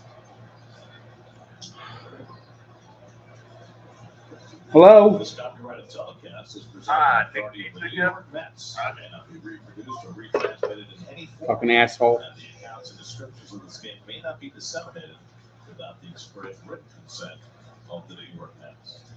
So in particular, New York Mets needs to provide written consent, or just any Met. And if Mr. Met signs the express written consent, does that count? Can he write with those big hands? I don't know. Never seen him. Come on, Canna. Never seen him hold a Sharpie. Ah! God damn it! Montgomery gets himself a big out. His third strike. Fucking can't do over there. He's telling him, take a deep breath. There's your grip, Ronnie. And this just full Canna on the change of pace because it really is down the middle. Yeah, his two best changeups have come in this at bat against Canna. And that's going to be it for Jordan Montgomery. He already had a 33-pitch first inning and now a 27-pitch third inning, and that's going to be all. Call to the bullpen brought to you by Nissan. Montgomery out after 2 1/3. We'll be right back.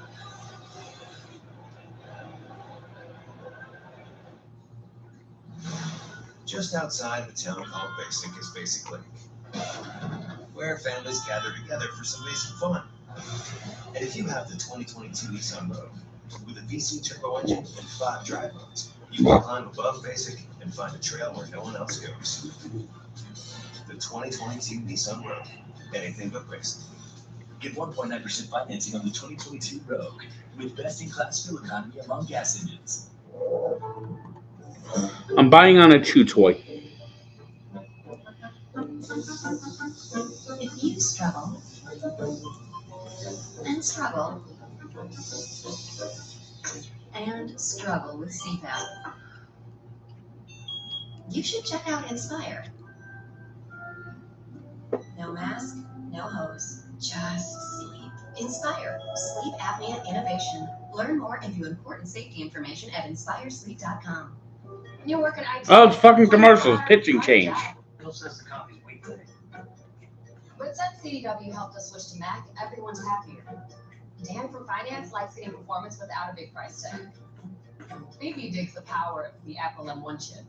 Mac is easy to manage, compatible with all our apps, and came pre-configured by CDW. Now we're even getting compliments. That was Bill again, says he loves his new Mac. He's right about the coffee.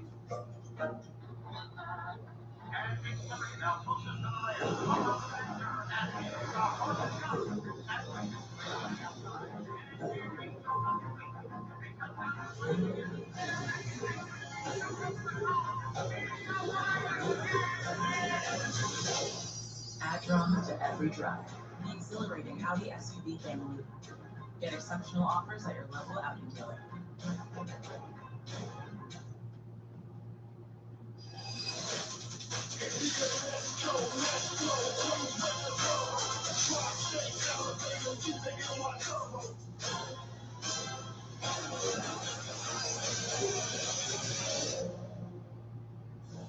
Well, sometimes when you just look at the standings, you forget about some of the things that have transpired over the first 96 games. Tyler McGill taking Jacob deGrom's spot and then starting a no-hitter. 5 pitchers combined on April 29th against the Phillies. That's game way behind against the Phils with a 7-run ninth inning after they had pulled off a 5-run ninth against the Cardinals not long before that. Eduardo Escobar for the cycle in San Diego. Max Scherzer coming back from the injured list, just as strong, if not stronger, than when he left. Jacob deGrom has not thrown a pitch, although he's throwing for Syracuse tomorrow and could be pitching for the Mets as early as next week. Give Alonso a historic first man ever to lead the majors in RBIs at the All-Star break, even if he didn't win the home run derby this year. Francisco Lindor with a far better 2022 than his 2021, and Edwin Diaz, as good as he has ever been, or just about anybody has ever been at the ends of games. He was one of 4 Mets to be named to the All-Star team. All right, let's get some fucking runs. New Jersey native Ron Marinaccio. Oh, God, what a terrible swing. You know, maybe it's time to put Escobar, make him exclusively a right-handed hitter. Yes, he sucks left-handed. He's especially feeble. Easy out, Escobar. Gonna kill every single rally. Easy out, Escobar. He can hit when he's batting left.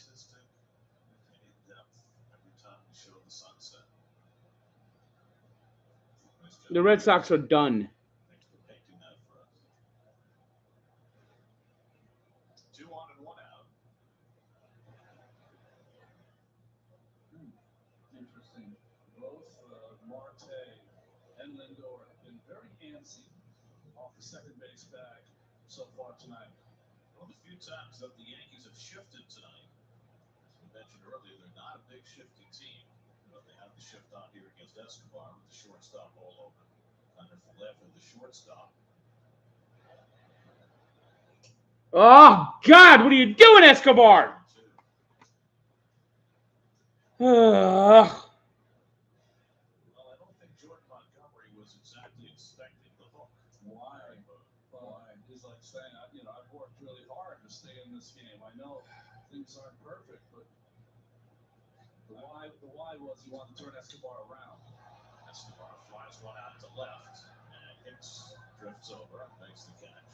It just reminds me what Whitey Herzog told me once. Ball gets loose on the infield. Noah breaks for third, and now he's going to be caught in a rundown.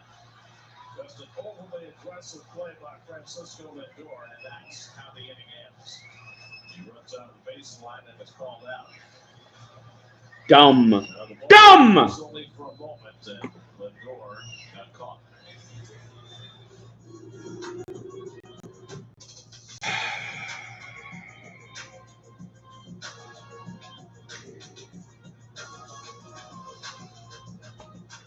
Dumb!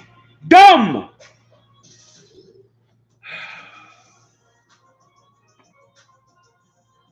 Get 1.9% APR for 60 months prescribing personal loan from a 2022 Cadillac XT4, XT5, and XT6. Visit your local Cadillac dealer today.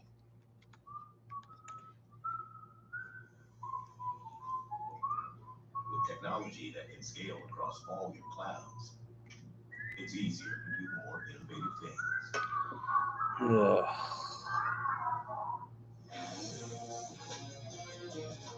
Baseball's dead? Nah. We've got pitchers hitting grand slams, a team playing a 4-man outfield, and the best crop of Major League talent maybe ever. Baseball is alive and well, and it's about to get even better. Bet just $5 to get 100 free bets instantly. Download the DraftKings Sportsbook app, sign up with the promo code, bet $5 to get 100 instantly, and get in on the action. Finding the perfect project manager isn't easy, but at Upwork, we found him. He's in Adelaide, between his daily lunch delivery and an 8:15 call with San Francisco. And you can find him and millions of other talented pros right now on Upwork.com. Dear gas prices, Toyota's hybrid lineup says, go take a hike, because we bring efficiency with power and savings with style. Think you can stand in our way? Hopefully Walker could get some fucking zeros out here. Get 1.9% APR financing for a full 48 months on the pure efficient Highlander or Highlander Hybrid. Find yours at Toyota.com. Toyota, let's go places. Get the latest on Juan Soto, options to upgrade the offense, ways to improve the bullpen with a full trade deadline preview on this week's episode of the Mets Pod. Subscribe and listen wherever you get your podcasts. Somebody just brought us Shake Shack shakes, and whoever it was, thank you. They're quite delicious. I think it's the Yes Network sent it over to us. Yes. Is that true? Yes. Wow. I fucking banned this guy already. Or David Cohen did a little forum together yesterday. Yeah, so Joel Sherman and John Hammond. He's saying that there's extra goodwill now between the networks. Well, since we're the hosts, it would have been nice if we would have said something that way. But they said it to us, David and Michael. I'm trying to ban the porn bot comments, but they keep coming back. Like a model this afternoon, showing me how his gait has changed. Josh Donaldson lines one right to All right, there's one out. So Lindor makes the grab after making a little boo-boo here, trying to take an extra base. Yeah, well, anyone stepping up to be the fucking moderator? The moderator? And then he makes a fair judgment here. And the pitcher's right there to sweep it up. And, well, that was the end of that. Well, we've seen a lot when pitchers aren't in the right position. So Marinaccio, nice play. It is not technically a double play because the ball got loose. 2 separate plays, put out 7, and then a 1-5 play on the door for the 3rd out. Aaron Hicks at a base into center field his first time up.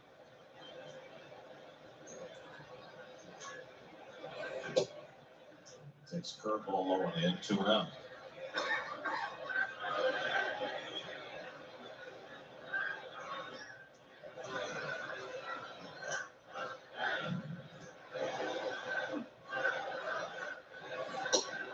Come on, Walker. What are we fucking doing here? You can't ever feel comfortable in a game against this Yankee offense. How about this? The Yankees this year, coming into the day, have a run differential of plus 200. There's a strike 3-1. The last time a team had a plus 200 run differential through their first 97 games, you got to go back to the 1944 St. Louis Cardinals. That's how dominant this Yankee team has been. That was a world championship team in 44. Yep, during World War II. In fact, they played, was that the All St. Louis World Series? Yes, it was. Yeah, or was that 42? I'm not sure. The other one was 44 was the All St. Louis World Series. Crossed on the right side, tough play. Lindor is going to have to swing it with the glove. Safe. Nice effort by Lindor on a slowly hit ball into the shift. Did it the only way he thought he could, sweeping it with a glove, but Hicks beats it out. Oh, this is all about the shift. Everybody playing deep, and Lindor, like you said, Garrett. That's all he could do.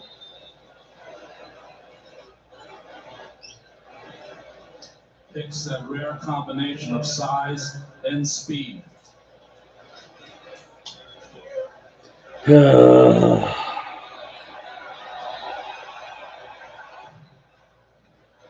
So it's an infield hit for Hicks, who's 2 for 2. 6 hits now for the Yankees against Taijuan Walker. And a slider in for a strike to Connor Falefa, who had base hit his first time up.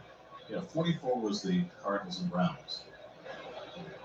Who would ever thought the Browns would have won a championship? Well, it was during the war year. Of course, right. And Musial was on that team. Musial did not serve until 45.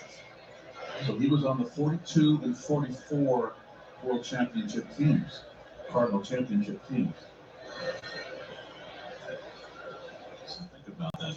That's 78 years ago, the last time a team had this high run differential at this time of year. That's line in the left field. God damn it! This game is just not going to go easy.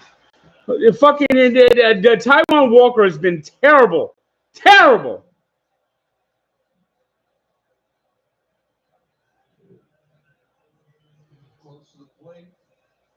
He's just hanging pitches. He is just hanging pitches right now.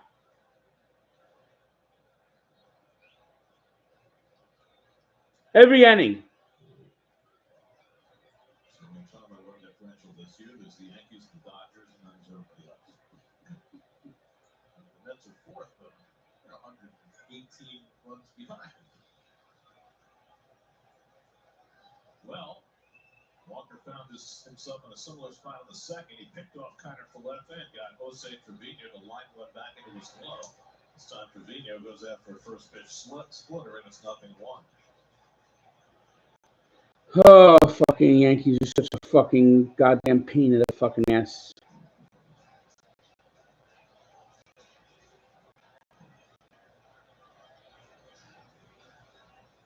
And he brings his bat, rolls one out to Escobar, gets the out at second. No, he's safe. They're gonna fucking lose this game. Just a shade too late, and Connor Falefa beat the play. The Yankees at the Easy out. Escobar, every time he does something good, he does something bad. Connor Falefa got a huge lead, huge secondary lead, and the play could not go to second because of his speed. It's also a very good hustle. Look how fucking slow Escobar is. Well, there was no wasted motion. That's just good speed and hustle by Falefa. So that's a fielder's Escobar basically fielded that ball in fucking slow motion. DJ LeMahieu with the tying runs on And now here comes the Mets self-destruction. If you watch the Yankees every day, it's plays like that from Kiner Falefa that have been different or differentiated this team from last year's team. They use it, come back and find a right over two. He takes below the knees with a splitter, and it's 2-0.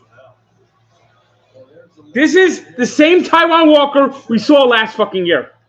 And I just think it's probably Escobar not really having a full knowledge of the speed of Falefa and didn't feel the urgency to make that play. There's a strike on the corner, 2-1.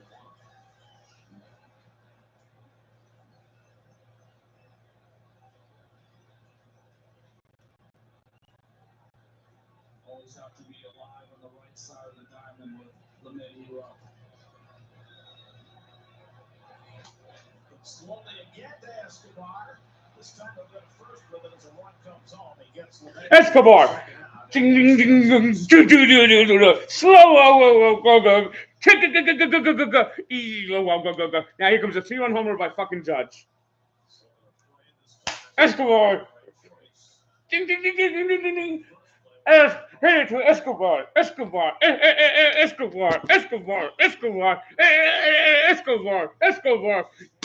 And then Escobar. Second half.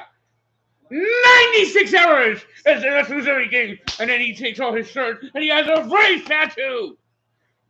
Fucking easy out, goddamn fucking Escobar.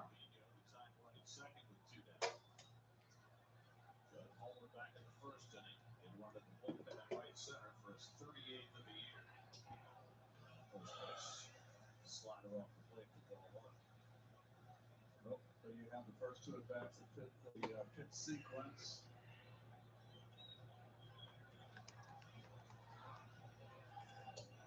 Okay, two sliders miss.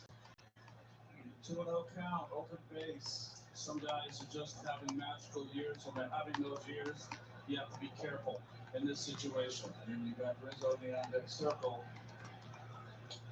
Side 3-0. Now, why isn't anyone going to talk to fucking Walker? I don't think he wants any part of Judge right there. And then take chances with Rizzo. Rizzo's already got a couple of hits tonight, including a home run. Yeah, it's ball 4. Oh.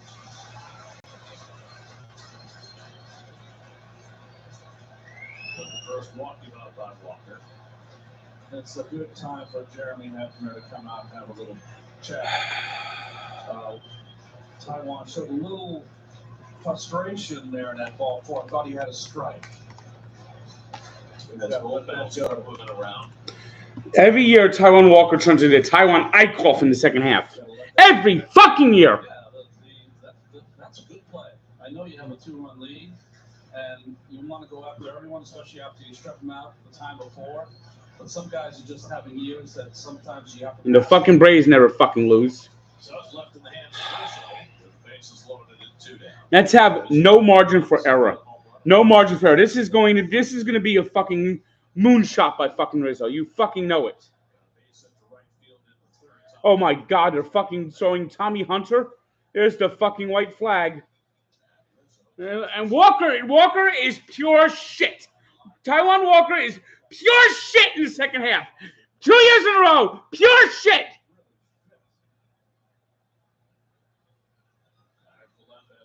This is the same Taiwan Walker we saw second half last year. The same fucking Walker. We talk about the Mets having good eyes at the plate. Let's not forget the Yankees lead the American League in walks.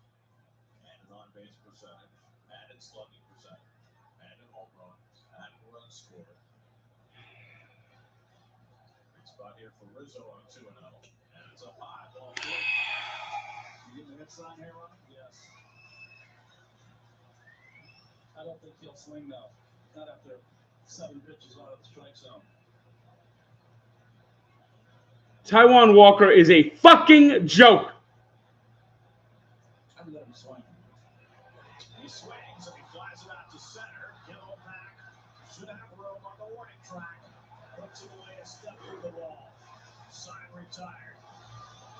sigh of relief for Taiwan Walker. It gives him just the one run in that fourth inning.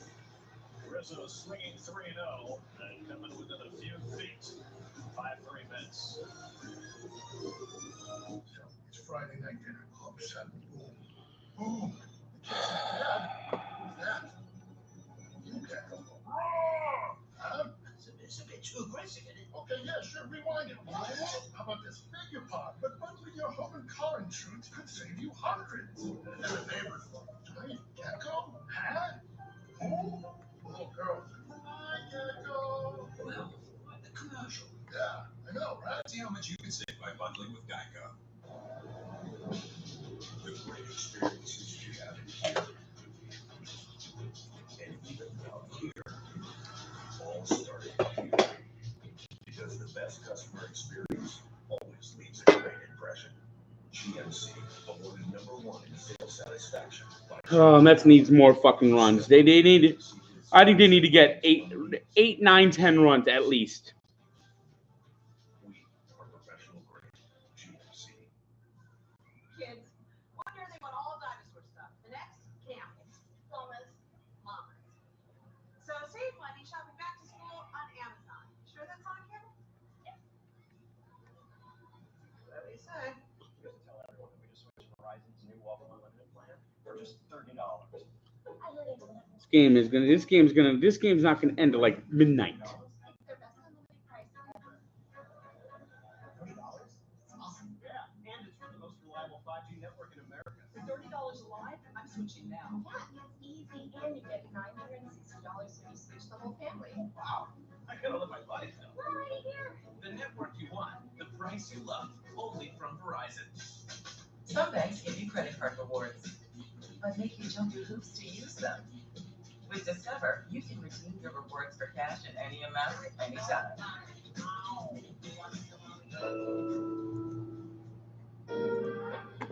Recently, we got a letter from someone who loves Reese's. A real letter, like on paper. Thanks, Artie, from Tonawanda. You can email us next time. Jeff McNeil leads off the home fourth inning against Ron Marinaccio, who came on in relief in the third. McNeil fouls a changeup at the plate. Well, here's Rizzo's swing on that 3-0 fastball. He got the meat and got under it just enough. Why is that not a home run? That's because it's defensive. Walker's not happy with himself there, but he got out of it. I thought, show me something. Like he has all year, really. He's just been terrific. Not for the mistake by Escobar. Right. Moving out of the inning a lot sooner. Hey, I like the fact 3-0. Hey, take your chances. Whatever choice do you have when the bases loaded? Well, I've seen guys bounce it. See guys going to the backstop for the game-ending wild pitch. In Colorado? You were there for that. I was there for that. By the way, it's the first time this year that Anthony Rizzo has put a 3-0 pitch into play. So it's not something he does often. McNeil flying out his first time up. Come on, McNeil. McNeil needs to start fucking hitting again. 17. You can see the frustration starting to mount with each pitch that he's not hitting hard.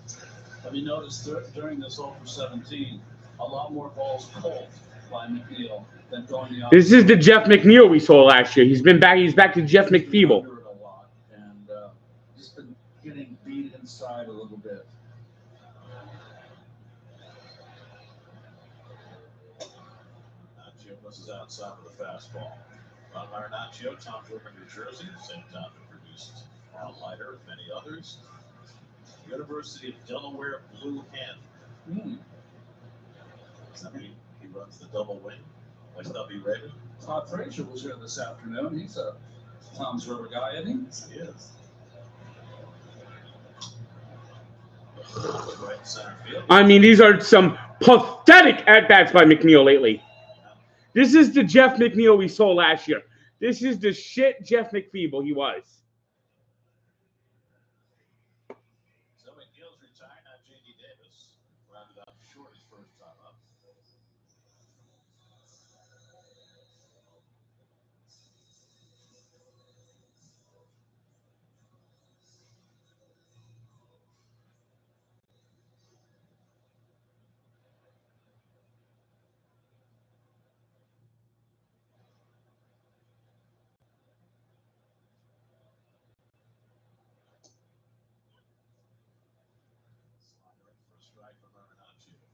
Jordan Montgomery went 2 1/3, allowed 5 runs, 4 of them earned, 5 hits. And here's JD Doofus, who can't ever get a hit. I mean, the bottom of the Mets order is right now in a fucking abyss.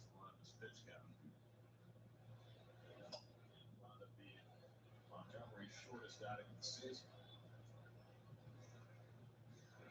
The fucking abyss, these last 3 hitters.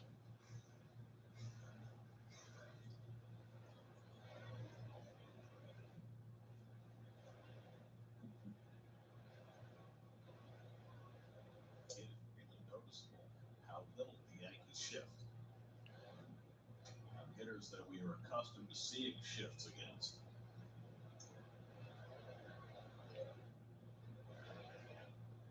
I don't know if that's a philosophical difference or has something to do with the fielders that they have. Sliderus is down 2-2. I think it's a combination of many things. When they had the infield pulled over, when Escobar came up, first bat of the Mariachi face, what's he throw? Change-ups. Of course, you're going to play a shift on that combination. Right? Quantify it here. They're 23% of the time, third least amount of shifts in Major League Baseball. Fastball, Davis on the swing, 3-2. I mean, we saw earlier in the season teams shift against McNeil, and they've done that less lately, but you would figure with the change-up pitcher on the mound against McNeil, they would have shifted, but they didn't. If you notice, though, there's more fastballs against the right-handed hitters. Left-handed hitters is where he uses that good change.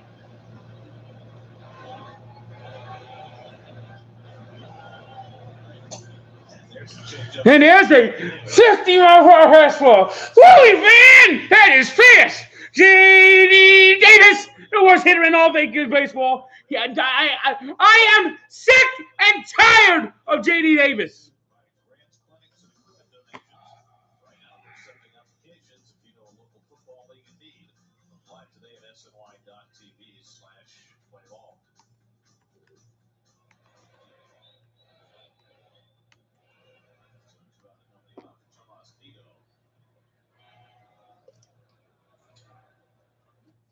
Pops out of Trevino's big ball up. Neo struck out his first time up. So after Montgomery struggled for his 2 1/3, Aaron Boone went to his bullpen early, and so far Marinaccios calmed things down. Helped out by the base running mistake by Lindor that ended the third. That's 2-0 to Neo. I like Marinaccio's stuff.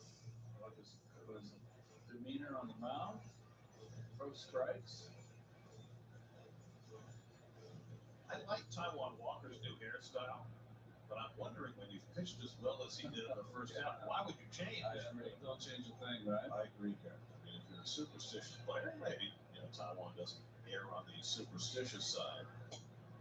Well, that's why Keith kept his stash. He was so good for so long. He said, I got to keep it. That's a fact, Jen. But you still have it now. It's good luck in other aspects of my life. Working for Matt Carpenter.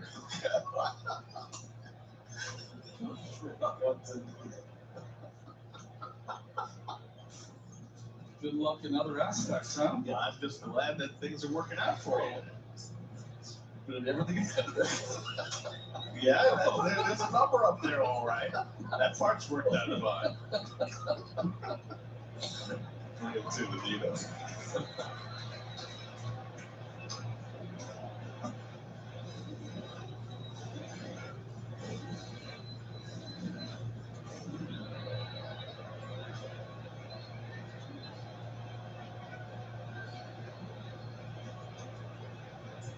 Now there's ball 4. So Nito drops a rare walk.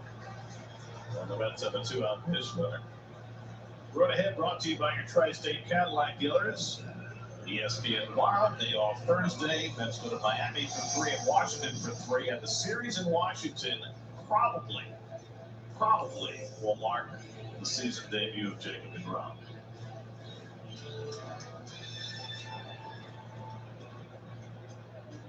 And will Juan Soto still be a national? Tuesday is the trading deadline. A week from today. There's Nimmo, who's 0 for 2, line to center, grounded to second. That foul. There are a lot of guys on that list of where will they be in a week, but certainly Soto tops everybody's question mark list. Well, there's no imperative for the Nats to trade him. That's they've got 2 more years of control after this one. But it's imperative for teams to get him for 3-pennant seasons, right? If you trade for him now. Well, Oh, what was Nimmo swinging at there? Good God! That it would at the end of this year or mid-season next year. No, those kind of players don't become available too often, and I'm sure there are a lot of GMs that are trying to put together a package. And some package, man. Yep. It's a lot of home delivery right there.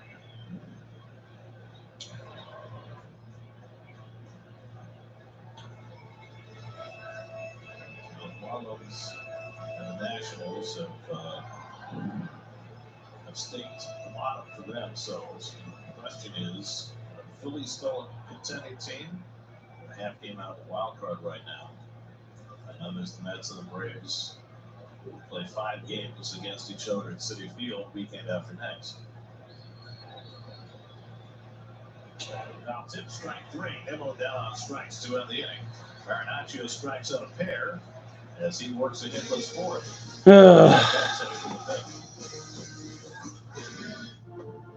I don't care who you are. I don't care the name on the back of your jersey. I'm coming. That's my mentality. No matter who I face, we're just gonna grind you until you break. Personal injury, civil rights, nursing home neglect, sexual abuse. Call 1-800-4-JUSTICE. I really fucking hate JD Davis. I really fucking hate JD Davis.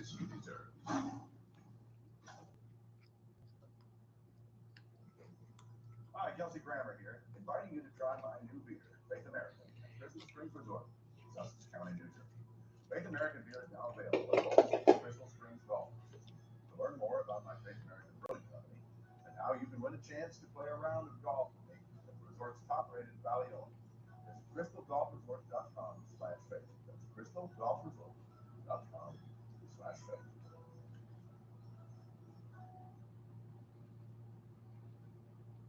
It is the easiest home cooked meal I have ever had. Take your barcode and then you just hit scan. Press that scan button. And it's cooking for you.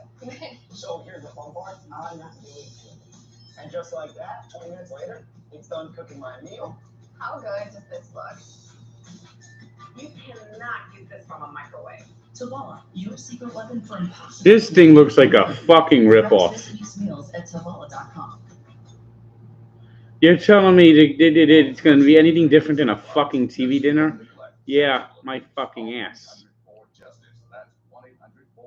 So you're basically paying for this microwave that you can only cook their meals.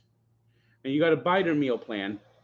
And the meals look like shit. In 1997, Jeff McNeil's got the highest batting average of all time among Mets against the Yankees. David Wright has the most homers and RBIs.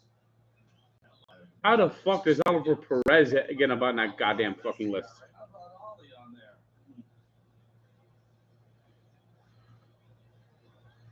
Mixed marriages. Opposites attract. Gleyber Torres leads off in the 5th against Taijuan Walker. First pitch curveball, he just foul. The teams are trying to go to school on Taijuan's first pitch curveballs in the middle of the game.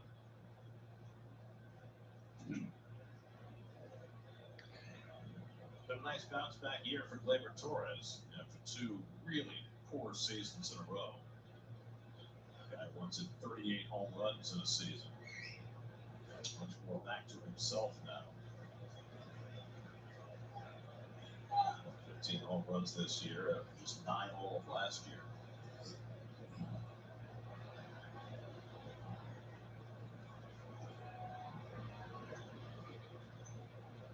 It's DHing with Stanton out. And that's in the third with a splitter 1-2. After Giancarlo Stanton missed the series at Citi Field. Well, it's good for the Mets. Right. But Stanton owns this ballpark like no visiting player ever has. 23 home runs at Citi Field, The next highest on the list among visiting players is Bryce Harper with 14. But the shots he's hit here, I mean, really, you have to warn the people in left field that Stanton is in the lineup tonight. Achilles tendonitis knocking Stanton out. Missed the last 2 games of their series in Baltimore over the weekend. Thought he was going to be able to play tonight, but they got an MRI and felt as though they needed to set him down for a couple of weeks. Good pitch. With the splitter, strikes out Torres. Third strikeout for Taiwan, 1 down in the 5th.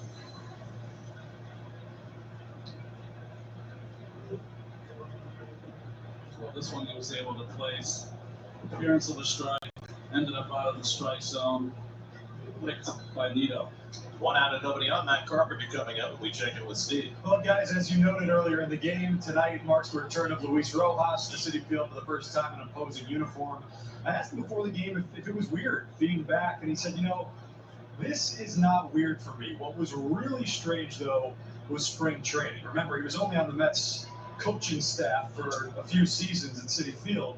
He was a part of the Mets organization for a decade and a half. And so spring training every year, he meant going to Port St. Lucie. He said it took him about a week to get fully acclimated to being in Tampa, no longer in Port St. Lucie. But you know, I think talking with him, he's in a really good place. I think this is a great spot for him to land. Walker, here we go again, fucking around. As we know, he's a great man, a really good baseball man. I think we'd all be surprised if somewhere along the line he didn't get another chance at a big league job. I was happy for him that he landed the job that he did. Yeah. That's a big job, being third base coach for the Yankees. He got that almost immediately after the Mets decided to make a change. In fact, the manager of the Angels now, Phil Nevin, was the third base coach last season for the Yankees. Carpenter swings over the splitter. It's 2-2. Carpenter's grounded out and struck out tonight.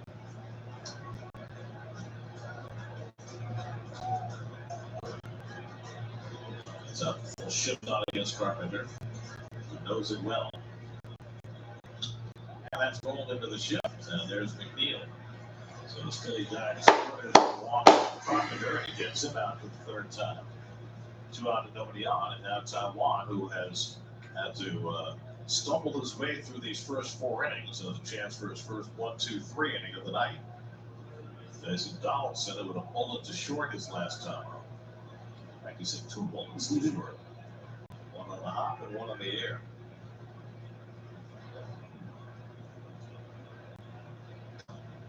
It's interesting watching Joey Cora directing the infield defense.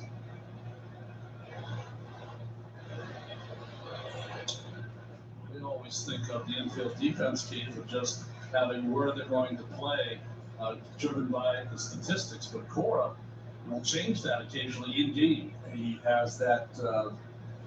He's allowed that from Buck. If he's using his eyes, he's a baseball guy.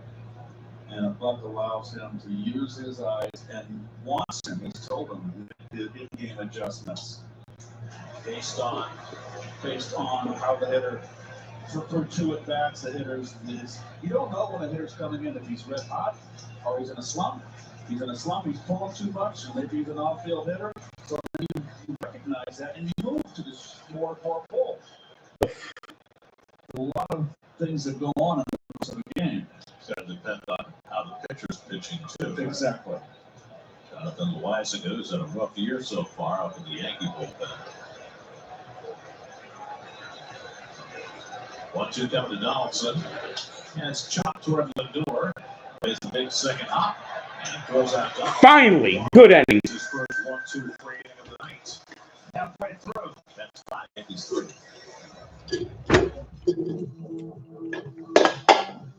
It's your journey home. The Hyundai Elantra.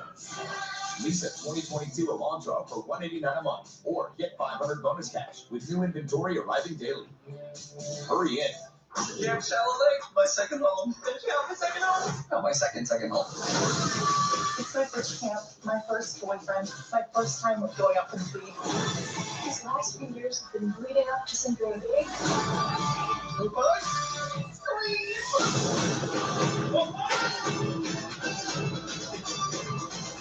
One could say the stakes have never never been higher. And one will. The stakes have never been higher. Some things in life are worth waiting for. A new heart shouldn't be one of them.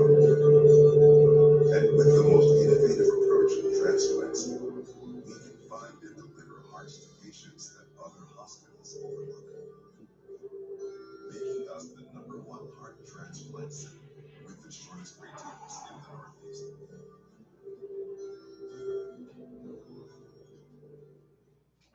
There's a reason every Odyssey is named after the Odyssey.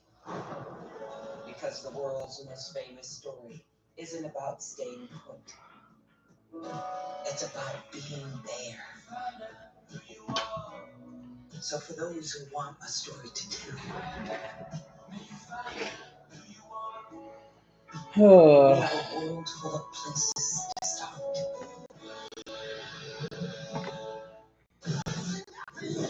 Award-winning safety comes standard in a Hyundai SUV. It's your journey home. Lease an all-wheel drive Tucson for $239 a month, or Santa Fe for $289 a month, with new inventory arriving daily. Hurry in. Well, Sunday, Gil Hodges was inducted into Cooperstown into the National Baseball Hall of Fame, and that's the greatest quote about managing I've ever seen. Lots of managers, winning managers, and ex-managers. Oh, sure. His daughter, Irene, made a fantastic speech. Sure. Well, it was a great day for the Hall of Fame. I mean, it was a big class, represented so many important eras in baseball. But for folks from this part of the world, nothing was more heartwarming than Gil Hodges finally getting his rightful place in Cooperstown. And I think it's a body of work, too. I mean, even if he didn't manage the Miracle Mets 69, his numbers as a player at Brooklyn were worthy of a Hall of Fame. It was a time when it was much more difficult. Jonathan Loaiza in to pitch for the Yankees against Starling Marte. All right, let's get some fucking runs here. Loaiza's got a big arm. He's having a tough year. Why? Tried to pitch through injury early in the season, missed 47 games with right shoulder inflammation, trying to pitch back from that injury as we speak. He was great last year for the Yankees in 57 games. Been the opposite so far this year.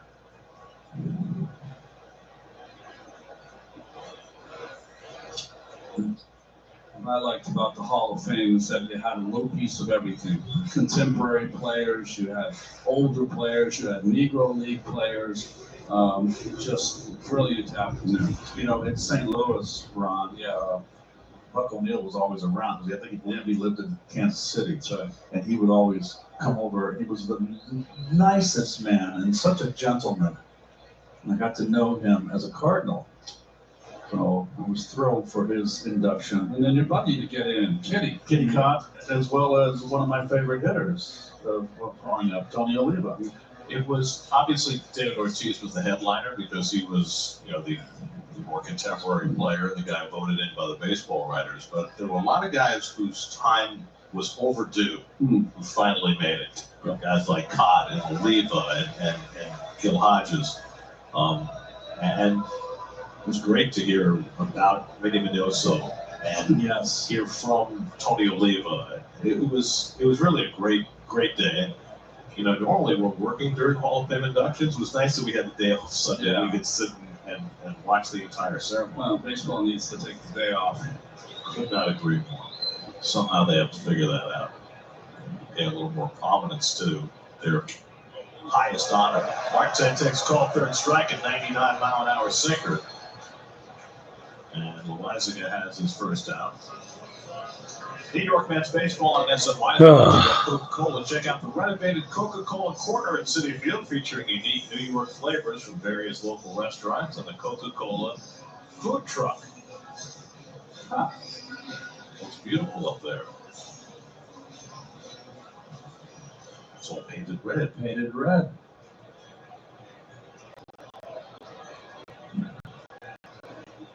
Here's Lindor, who's doubled, reached on there, scored a run.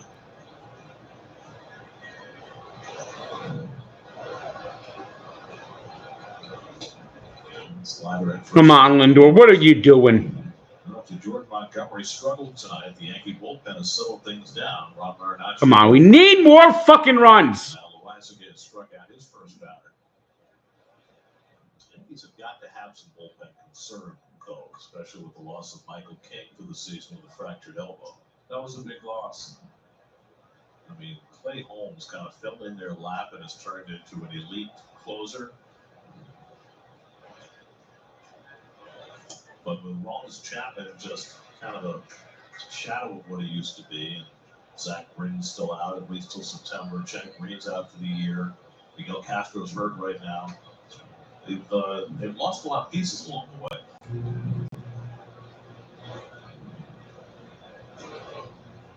And if you look at their this last stretch where the Yankees have lost 8 of their last 13, bullpen factors into a lot of them.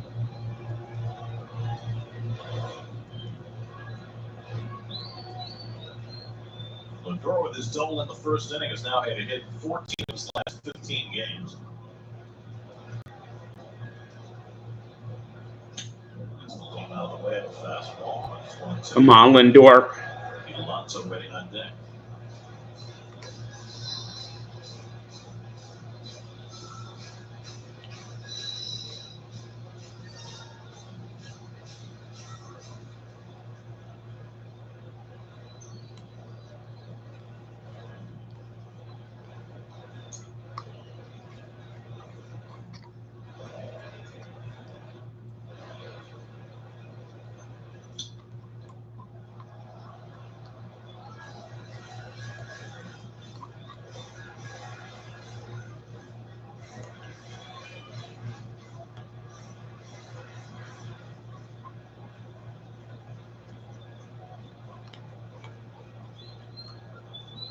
Yankees are shifting against Lindor. 3 on the right side. And he rolls over this one, charging LeMahieu. They'll make a quick toss again, Lindor for the second out. They played the shift, but they didn't play the triangle. That's why LeMahieu was there to make the play. Here's your Spectrum high-speed hitting tonight. Aaron Judge's first inning home run, the hardest hit ball of the night. Yankees got 2 runs before the Mets could blink on back-to-back homers from Judge and Rizzo. But the Mets got 4 at the bottom of the first and have led ever since. City up the bread. It's amazing to me when I read today. This is the 26th. I don't know when I'm doing another Tanks Cooks, but it should be next few weeks. The Mets and Yankees have both been in sole possession of first place in their divisions at the start of a series between the two teams. We figured it would have happened at some point before. Alonso a double and a walk tonight. He's driven in a run. And just to add to that, the Mets are 22 games over 500. It's the most they've ever been above 500 when they played the Yankees. And the Yankees are 35 games over 500. That's the furthest over 500 they've ever been when they played the Mets. So it is as high-powered a matchup as it's ever been. That's why we got a full house. Well, we always have a full house. It's beautiful, though. Nothing better. And everybody's in their seat out, too. I mean, the juice is terrific. It's never going to match the juice of when the thing first started in '97. That was the greatest. Because, you know, there hadn't been New York regular season battles in 40 years at that point. Since the Giants and Dodgers left town.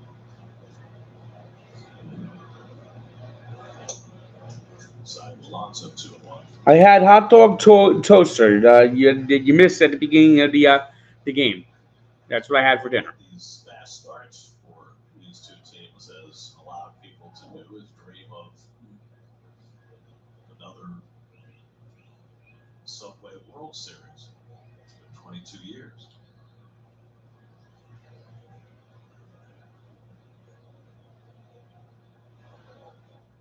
One from Loaiza good. Pete Lights went into center field for his second hit of the night. Pete's on fire. His third consecutive multiple hit game. Tell you what, for a power hitter, He doesn't slump long. He may have, 3, 4, 5 tough period of tough time, but he rights the ship real quick, and particularly difficult. You would think it'd be more difficult for a guy. Canna needs to do something here. 40 home runs. I mean, Canna has had 2 bad at bats in this game so far. It's the Mets' 6th hit, their first single after 5 extra base hits to start the night. Canna has struck out both his at-bats against Jordan Montgomery, now facing Loizaga, and gets a ground ball. Oh, God! More Canna. Awful game. We played 5 at Citi Field. Mets 5, Yankees 3.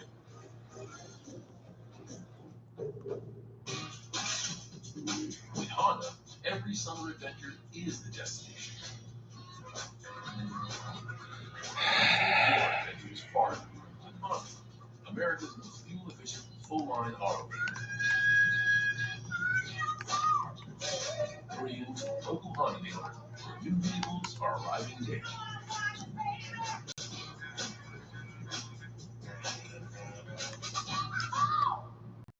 Google Pixel 6a, the smarter phone that can see in the dark with night sight, fix your photos with Magic Eraser, and photograph all skin tones accurately with Real Tone. Google Pixel 6a.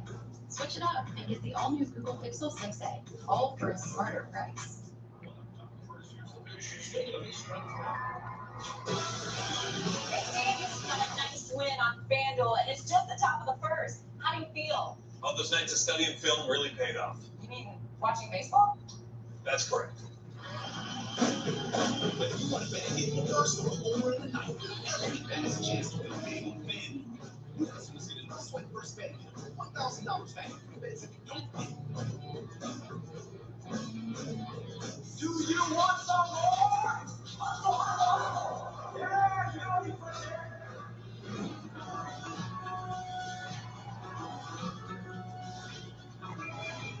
Do you want some more? Wait till you see me on the downhill. See you at home. For luxury, no confidence. Enjoy advanced safety at the Lexus Golden Opportunity Sales Event. Get special offers on the 2022 RX 350.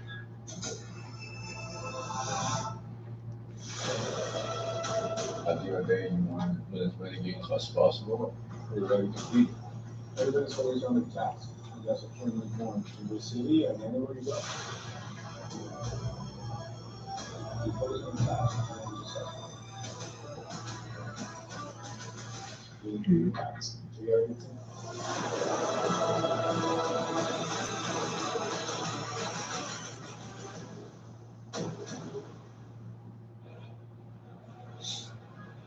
Well, that was the first ever lineup for the Subway Series. Dave Malecki pitched a shutout that day. Scattered 9 hits. Struck out Derek Jeter to end. Aaron Hicks leads off in the 6th inning and flies one out to left. Finally got that guy out. Now they got to get fucking kind of Waffle House out. Brought to you by your local Honda dealers. No, the game has just been played at a slow pace. That's what's going on, PA Deer Yachting. That made 5-0 Atlanta. It's now a 5-1 Braves lead here in the bottom of the 7th. Phillies got their run on a Kyle Schwarber home run. It's 31st, which leads the National League. Isaiah Kiner-Falefa is 2 for 2. It's quite a trade the Yankees made. They got Donaldson and Kiner-Falefa, Gary Sanchez, and Gio Urshela for the Twins. That kind of left that in Texas. He was in Minnesota for a day and a half. Right.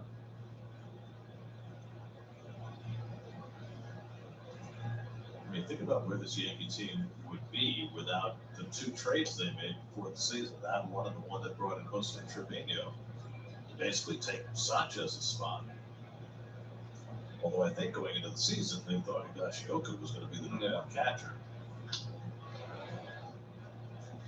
And then Higashioka in spring training had a huge spring training. Lots of home runs hit, but hadn't found his offense as much this this year. So Lugo, first man up in the Mets bullpen. Walker working into the sixth with the high pitch count. Hasn't been an easy night by any means for Taiwan. The second and third batter against him hit home runs, and he's been trying to keep it righted ever since. Curveball popped up along the left field line. Canna sliding away the catch. Nice play, Mark Canna. Does this kind of falafel just get every ball to find in a fucking hole? Oh, boy. That was a fair ball. Going to that slide. Nicely done. It's going to be a fair ball. Yes, it was. The ball boy's got to get out of there. He had nowhere to go. Between Escobar and Lindor and Canna, he was stuck. Well, he's got to get out right when that ball's in the air. Get out of dodge. I mean, it used to be they could go over the railing, but now the net is there, so they can't escape into the stands. There's no net there. Can he go there, right behind him? Maybe not. I'll take a stool with him, though. 2 strike out to Trevino.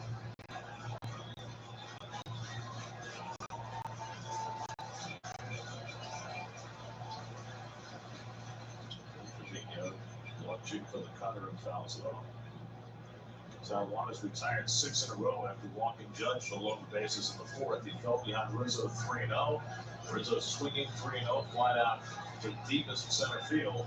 And Walker's been down in since. This is outside for Trevino, 1-2, trying to finish off his outing tonight. 100 pitches. He's thrown as many as 103 in a game this year. 1-2 coming. And Trevino flies one out to right center, and Nimmo's there. All right, good inning. Good inning. Now it's time for the fucking bullpen. Let's get some runs to get a little cushion with fucking Lugo.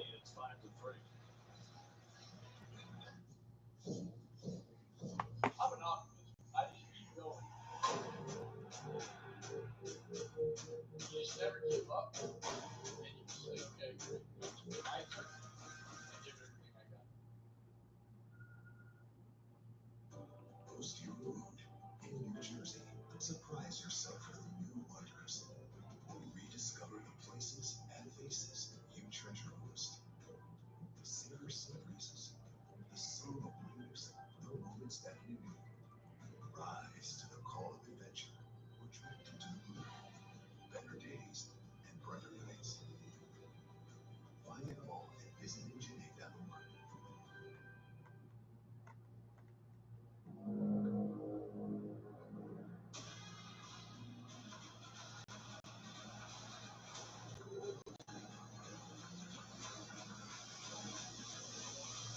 You have the announced 10-speed transmission.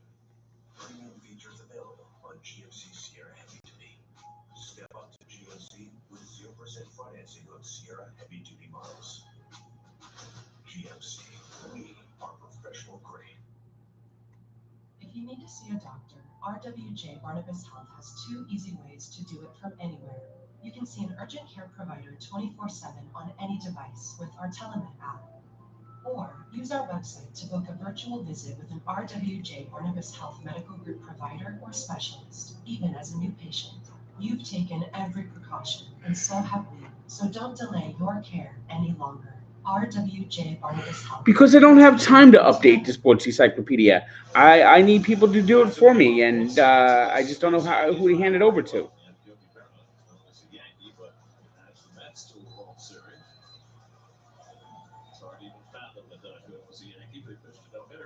He did.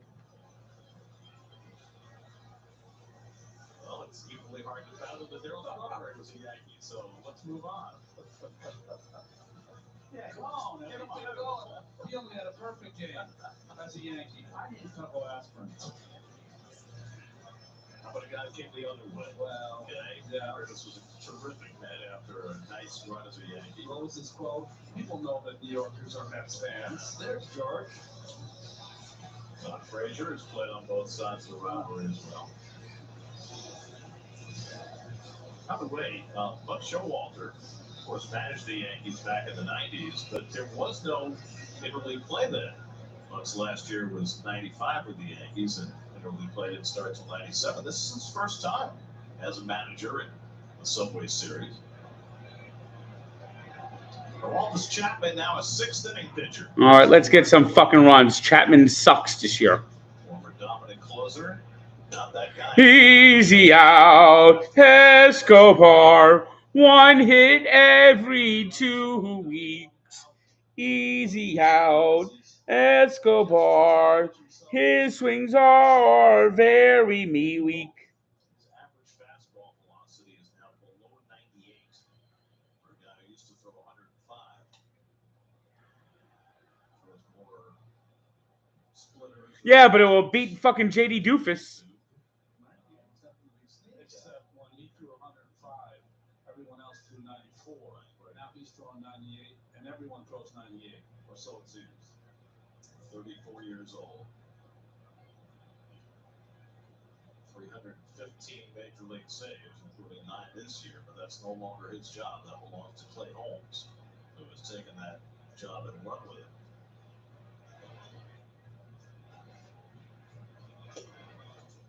Escobar takes a splitter up and away, and it's 1-2.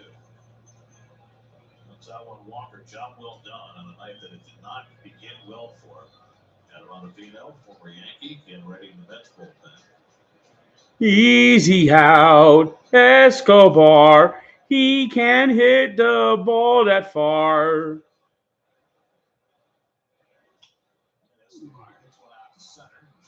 He fucking sucks.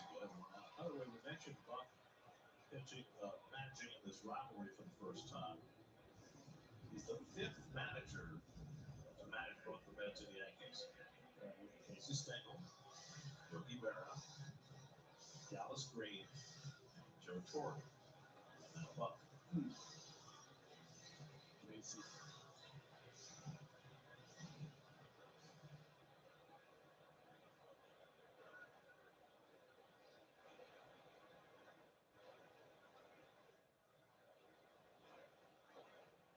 Jeff McNeil has been up twice and flied out both times. And again, the corners pinch in against Jeff.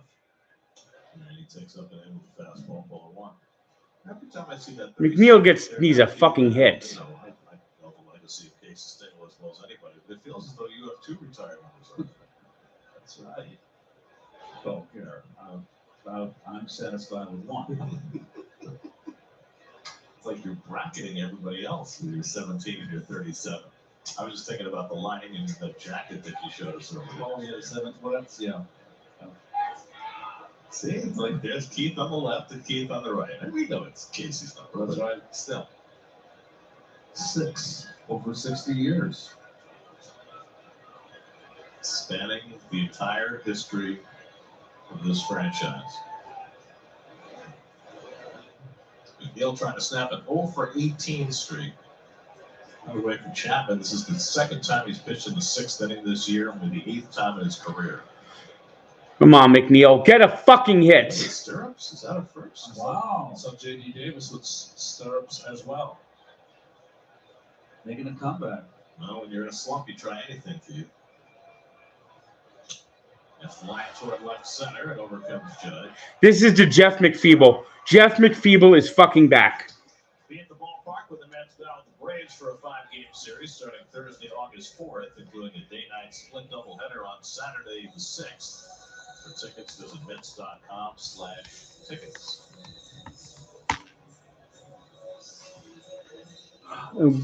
And why is JD Davis coming up? Still 5-1 Atlanta.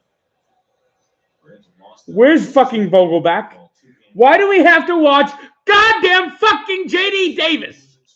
June 17th and 18th. They have not lost 3 in a row all year. JD Davis was 0 for 2, grounded out and struck out. Good cut of the fastball, fell back. I am so sick and fucking tired of JD fucking Davis. Davis had 2 career at-bats against Chapman, 2 for 2 with a home run. You don't think of this being the kind of pitcher that he'd match up well against, but he has. JD fucking Davis swings worse than a rusty fucking gate. And coils that splitter for a strike, and it's 0-2.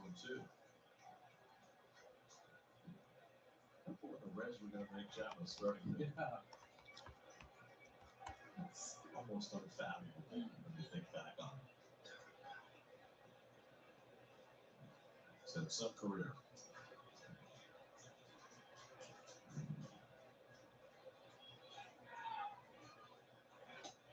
Blows away J.D. Davis, a 1-2-3 inning.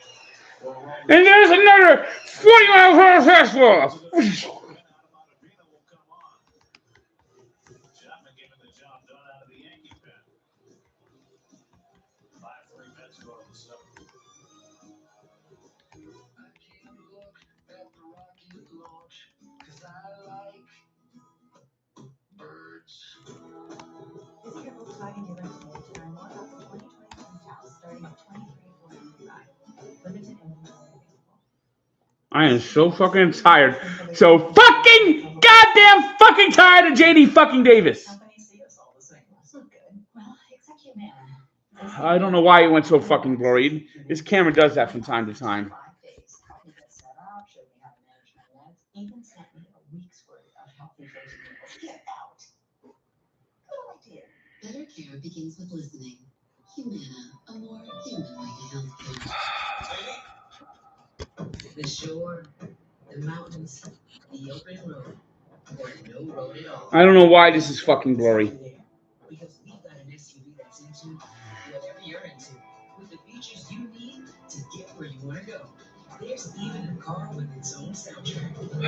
JD Davis makes everyone look like fucking Mariano. There in a new Ford. For a limited time, medical professionals, first responders, and military personnel receive $1,000 appreciation cash on top of all offers.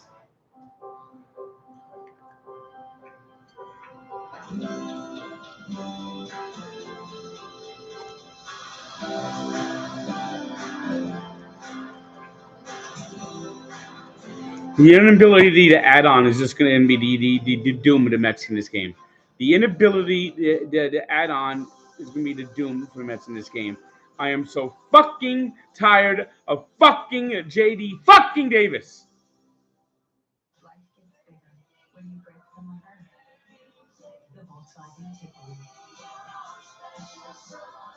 Visit your Volkswagen dealer today to learn more about the 2022 Tiguan, starting at $26,490. Limited inventory available. I'm Evan McNamee with your 7th inning game break. Pirates and Cubs from earlier today. Chicago catcher Wilson Contreras, who's been linked to multiple trade rumors, receiving a standing ovation in what could very well be his last game. A very emotional day for him, Gary, as the Cubs went on to win 4-2.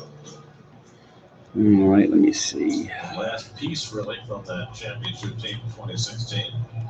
They're making a habit of that in Chicago. Adamant Avino, former Yankee, on the pitch against his old team. As we go to the 7th. Top of the batting order for the Yankees, TJ LeMahieu is 0 for 3. And he takes a fastball for a strike. LeMahieu drove him around with ground out before it. This on Saturday night did Ottavino inning of work, struck out 3.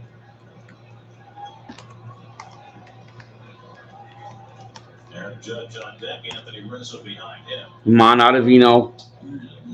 Don't suck tonight. LeMahieu down to the count of 1-2. I mean, this is an enormous batter in this game. 2-run game, Judge on deck. LeMahieu has been so hot lately. And Ottavino knows how important it is to get LeMahieu out ahead of Judge. It's an important inning. Oof. Someone Walker went 6. It was an adventurous 6, but he had a couple of huge outs. The pickoff of Connor Falefa in the 2nd when runners were at 1st and 3rd. And then getting Rizzo on the bases loaded fly ball to end the 4th. A ball that Rizzo nearly hit out of the ballpark. Over the mound, tough play. Here's going to get it. McNeil with a bare hand. Run high. Oh! That was some throw. Beautiful play on both ends by McNeil and Alonso to get LeMahieu. So Jeff is struggling at the plate, but has not let it affect his defense, and this is a beautiful play. He plays the long drop. This is the play right here. He had it in the palm, too, and he was able to adjust the ball from in his hand. Look at that. Just a fine play. That was huge. So the Judge back to the bases empty with his team down by 2. And takes a slider off the plate for ball 1. Well, there's that. I've always loved that play when infielders throw like that. That was huge. Oh, God, Ottavino. Keynote in this game in the first inning, an opposite field home run against Taiwan Walker.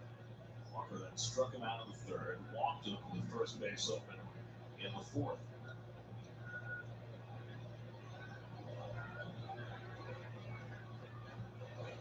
Ottavino behind 2-0. Judge takes a fastball for a strike. Judge now with 38 home runs to lead the majors, 82 RBIs, which leads the American League. One behind Alonso, who broke in his 83rd tonight for the Major League League.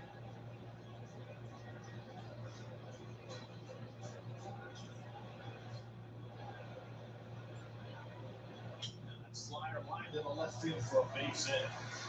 Judge has his second hit of the night. Sounded like a broken bat, didn't it? And it was a backup slider that stayed inside. Here comes Adam out the lead goes. That's not even a strike. You've got the barrel there. He opens up his hips nicely.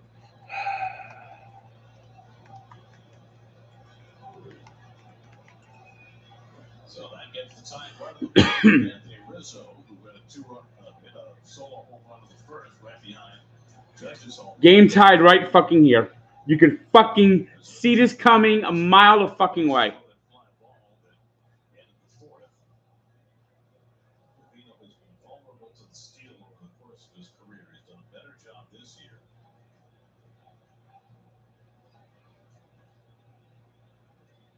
Judge has 9 steals and has not been caught.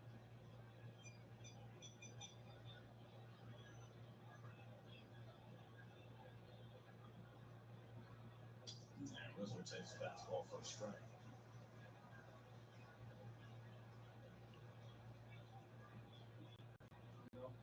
He's a pretty big guy, but have you seen him as the Vogelback? not yet. He disappears.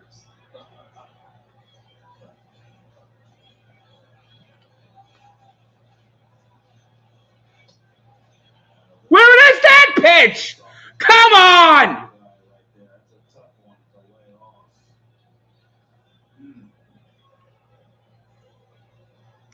Where the fuck was that pitch? Vino this year has given up 10 stolen bases, not caught. He's really been working on it. Judge doesn't really get back to the base. He just lays down back to the base. 6'8".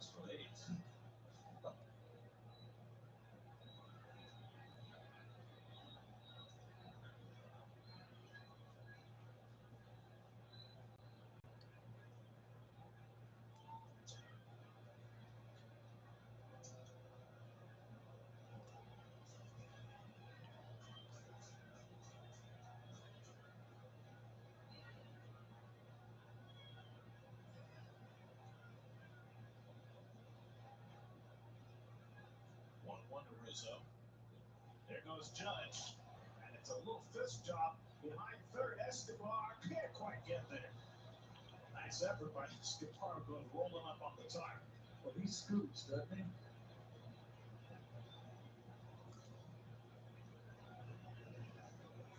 Well, Judge got a nice jump. He's got 9 stolen bases. Hasn't been caught this year. Good effort by Escobar. I don't know if Judge knew where that ball was. If Escobar catches that ball, whether he's able to get back. Never know. Come on. 1-2 to Rizzo. Low with the changeup. 2-2. Clever Torres, the DH, waiting on deck. just joining us, the Yankees are without Giancarlo Stanton, who went on the injured list today. Achilles tendonitis. And Torres is in a cleanup in the DH spot.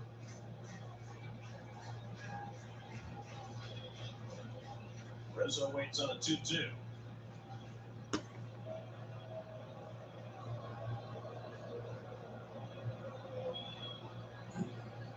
This game began with a bang. Yankees got back-to-back homers from Judge and Rizzo. That's responded. This is going to be a 2-run homer. It is as plain as fucking day. There goes Judge again. And it's low and inside, and he did not swing. That's ball 3. Rizzo's running to first base. Didn't he say it hit him? Back foot. Everybody must have hit him. No, they're calling it back. Home plate umpire says it's a 3-2 count. It did not hit him. But Rizzo's saying it hit me in the foot. Hit him in the back foot. Well, the home plate umpire did not call it a hit by pitch, so the Yankees are going to have to challenge this if they want that call. Let's see. Oh, yeah, clearly. Out on the headlight. So any chance he wins? Well, they checked it third. They did not call it. All right. They said no. So if they did not call it a hit batsman on the field, the Yankees are going to have to challenge this. And that's what Boone wants to make sure of. And they're going to win this. Yeah, of course, it did hit him without question. Now the question is, will they overrule it on the field without a challenge? Nope. The Yankees are challenging. So this will be easily overturned.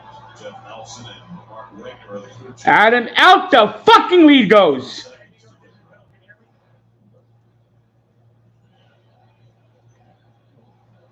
So how about the third base umpire saying he's got to beat him? It hit him. That's his view right there. He's also checking for the check swing too. I know, so. Right, he's looking at the bat rather than the leg. And he did call it for a swing.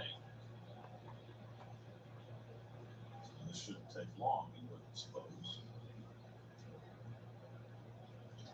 And it will be. After review, the call of field is overturned.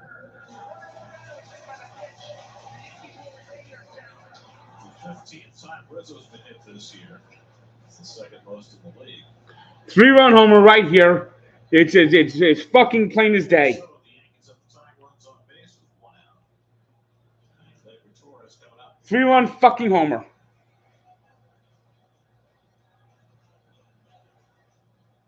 The ball had not hit Rizzo. Judge had the base stolen easily. So here's Torres, who's 0 for 2. He's also been hit by a pitch. Struck out his last time up against Walker in the 5th.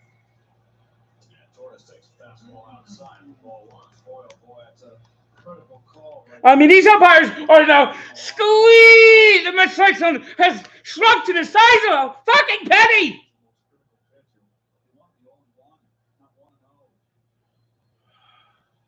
And Ottavino just keeps fucking around. He's gonna fucking give up a 3-run homer because he's fucking sucks.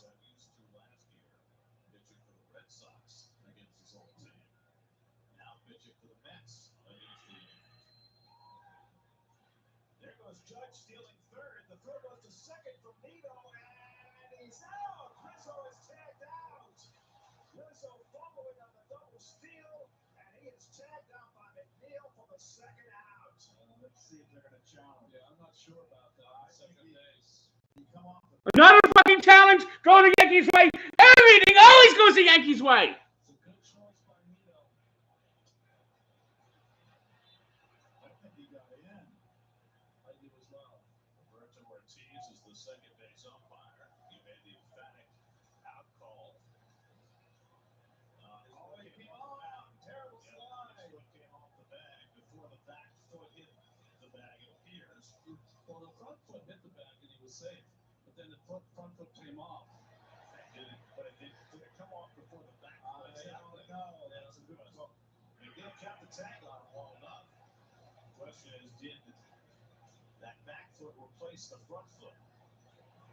Or did McNeil block him just enough? Wow, this is going to be a hard call. Remember, he is called out on the play. We have a flag called overturned.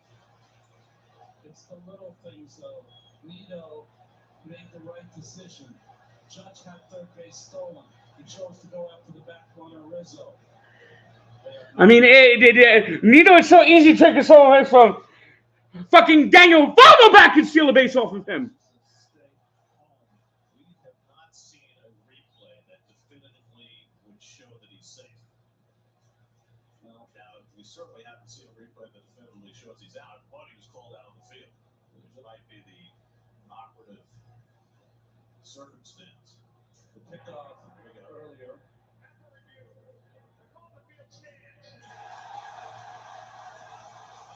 So it goes to caught stealing 2-4, a huge play. As Lonnie said, he had the pickoff earlier, which short-circuited a rally in the second inning when Walker picked off Connor Falefa. Now let's get this fucking guy out. If he gets caught straight into the bag with his left foot, he's safe. And for Ottavino, the first caught stealing with him on the mound this year, and it comes in a big spot. 1-1 to Torres with Judge at third. And the Strike. That is 1-2.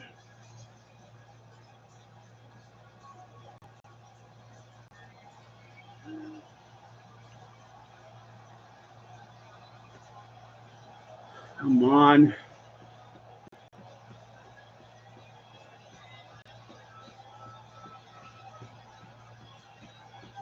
Torres popped it up.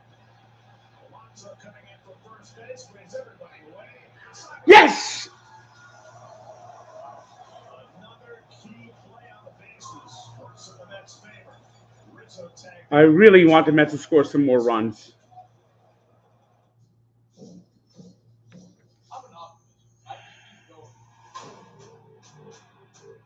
Really gonna need some more fucking runs.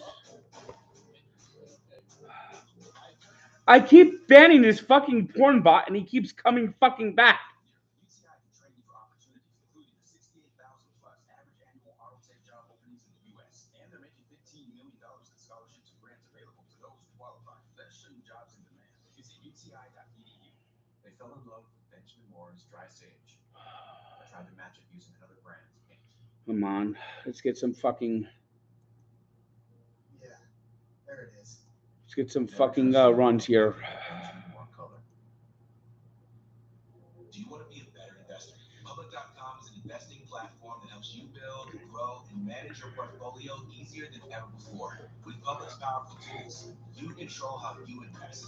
You can seamlessly view and track your performance, create a customized investing strategy, and invest in stocks, ETFs, and crypto all in one place. Get the tools you need to build a better portfolio. Sign up and get up to $300 to invest on Public.com. The mala is the easiest home cooked meal I have ever had. Take your barcode and then you just hit scan, press that scan button, and it's cooking. So here's the fun part. I'm not doing it. And just like that, 20 minutes later, it's done cooking my meal. I mean, this game has just been just tight and tense. Ay, ay, ay. Tabala, your secret weapon for impossibly convenient home cooking. Browse this week's meals at tabala.com. This is why the Mets need another bullpen arm. They need another fucking bullpen arm. Between the Mets and the Yankees began with a bang. On consecutive pitches, Aaron Judge and Anthony Rizzo hit first inning home runs, but the Mets had an immediate response. Starting Marte homered. Later in the first inning, Eduardo Escobar homered. First Mets home game ever that featured 4 first-inning home runs. Pulling grounds, chased inning, City Field. Never happened before. Mets have played great defense. A big play by Jeff McNeil and Pete Alonso. Taiwan Walker with a pickoff. Tomas Nido with a caught stealing. Mets have done the little things right today after getting a lead in the first inning. And they have made this lead stand up 5-3 as we go to the bottom of the 7th. Yankees have had their chances, but they have run themselves into a couple of huge outs when they've had threats. And now the Yankees will go to their 5th pitcher of the night with Wandy Peralta coming on. Yeah, their bullpen has been flawless so far after Montgomery left in the 3rd inning. Peralta has not allowed a run in 10 of his last 11 appearances.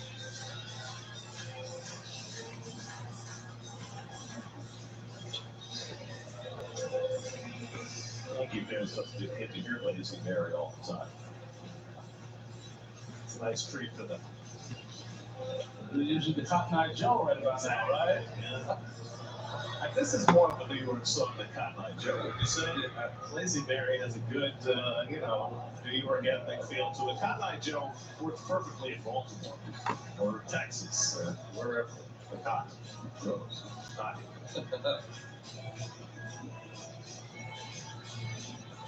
Oh God, Nito. Tomas Nido leading off for New York in the bottom of the seventh. Has had just one hit since the third against the Yankee bullpen. Fucking Nito. I mean, this guy just cannot fucking hit. He just is terrible. So they reach Wadney Peralta on his first pitch, taking the fastball the other way. Nito's on base for the second time.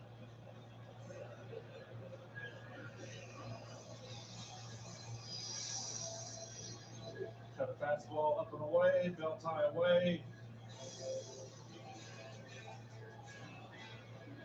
Tomas likes to go that way. Opposite field. So now it's Nimmo. Nimmo, I mean, what the fuck is happening to Brandon Nimmo? I can't remember the last time he had a fucking hit. He hasn't done shit lately.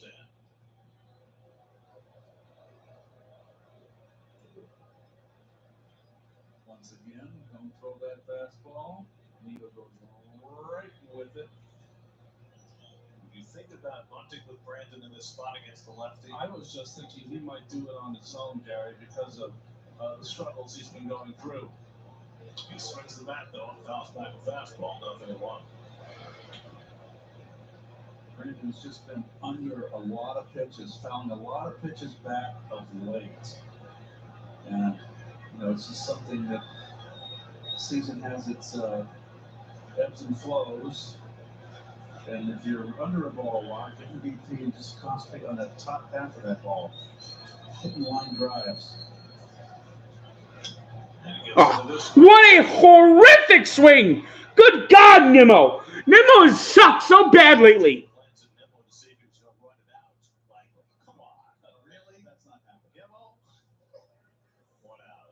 Congratulations to tonight's City Community Home Runs fan of the game, Lucas, who as of now has won a $50 gift card, Mets autograph, and Mets prize pack. Don't forget, receive 25 additional entries by donating $5 or more to No Kid Hunger. Maybe he was checking to see if Nimmo fell down. Right? That's the only way that you could. Come on, Stalling. That being a reasonable play. Marte delivered the big blow for the Mets in the first inning with a home run. He hits a double play ball to third. Donaldson to second for Walker. Mayhew on the first with a double play, and that gets Peralta through the So fucking feeble. It'll be a 4-pitch inning for him. 5-4-3 double play onto the 8th. 5-3 Mets.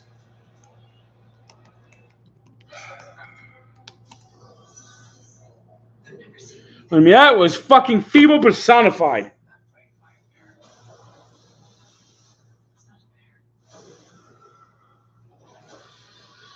This game is just not. This game is just. I just don't see how the Mets are gonna win this fucking game. They just could not add. They just could not fucking add.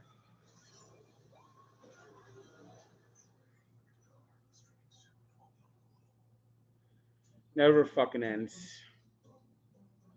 Hello, Nathan. Pete Alonso? The polar bear? Two-time home run derby champ. What are you doing to my car? Your car warranty's expired. Yeah? A car out of warranty could cost you thousands. But seriously, how did you get in my car? This is not about me, this is about you. You need to call CarShield. They offer protection on major parts and systems for most makes and models. Plus, you get 24/7 roadside assistance, courtesy towing, and so much more. That sounds great. That's because it is, Nathan. Do you hate saving money? No. Then you've got to call CarShield before a breakdown. You're right. I'm going to call CarShield right now. It's a total home run. It's an absolute moon blast into the third deck. Oh. Also, I kind of need a ride to the game. Do you mind taking me? Love to. Don't strike out against expensive car repairs. Call CarShield now for all-star savings and your free quote. Call 800-498-0817. It's your personal security detail. It's your invisible enforcer. It's your blind spot spotter, dedicated protector, freshest cargo carrier, IIHS Top Safety Pick Plus. The Hyundai Tucson and Santa Fe. It's your journey home. Lease an all-wheel drive Tucson for $239 a month, or Santa Fe for $289 a month, with new inventory arriving daily. Hurry in. I'm Chris Williams, and later tonight we're talking Mets and Yanks, plus a day one recap from the Jets training camp. We're on after post game. Let's take a look at the live odds presented by PointsBet. After we're done here, we're going to be heading to the studio. Let's check in for a preview. Gary Apple, Todd Zeal, guys. Can't we take you post-game show on the way? Well, yeah, Taiwan Walker started off rough, but got through those 6 innings in a very nice way. The two big guys are as advertised. We're going to look at a lot of little things that have helped keep the Mets lead where it is. All right, we'll see you guys on the post-game show when you're finished. A lot of orange in those ties, gentlemen. Another inning for Ottavino. Yikes. Top of the 8th. And Ottavino being asked to pitch a second inning. Yikes. Getting into and out of trouble in the 7th, thanks to the caught stealing when Nito got the back runner Rizzo in second base. Carpenter's 0 for 3, grounded out twice and struck out against Taiwan Walker, who went the first 6. And he flies this one out to center. Should be easy for Nito. 1 out. After the post game on Geico Sports Night, much more on this game. Trade deadline a week away, and training camp has begun in the NFL. Albert Abreu, the Yankees traded away and got back this year, is up in their bullpen. Let's see, Ottavino just had a 2-inning stint against the Cubs in the doubleheader a week ago Saturday.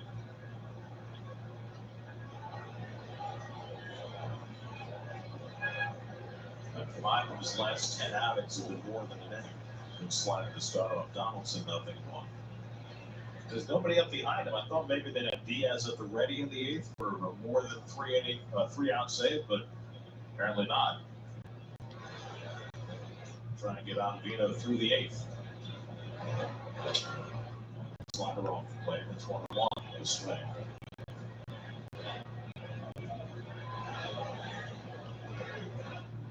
Well, there he is. Speak of the devil. He has been devilish. Nope. Struck out more than half his hitters this year. And fastball for a strike to Donaldson, numbers 1 and 2. Put a spell on you.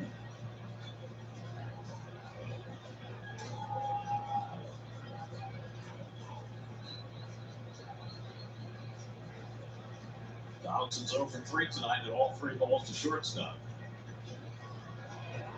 Strike 3, oh, come on! It hit the goddamn fucking corner! Boy, great movement on that pitch. That just missed.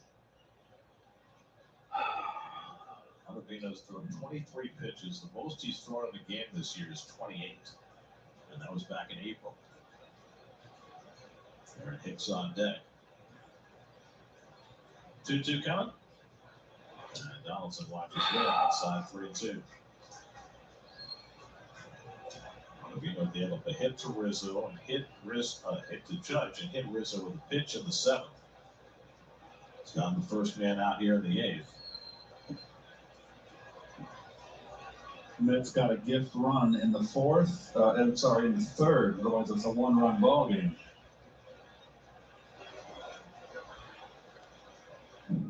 Three 2 to Donaldson. And it's hit on the ground to Escobar, 2-hopper. And the throw is right on target to get his opposite number, and they're 2 out. So Ottavino gets the ground ball from Donaldson. 2 out and nobody on. And now Aaron Hicks is 2 for 3 today. Single to center in the 2nd, had an infield single in the 4th.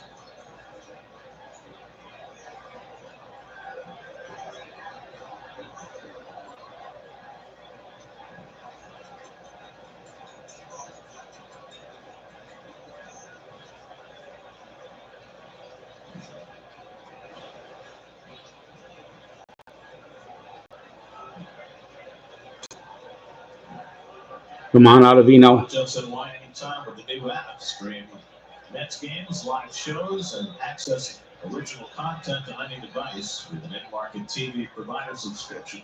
Download the SNY app now, presented by CarShield. Come on, Ottavino, let's go. Ugh.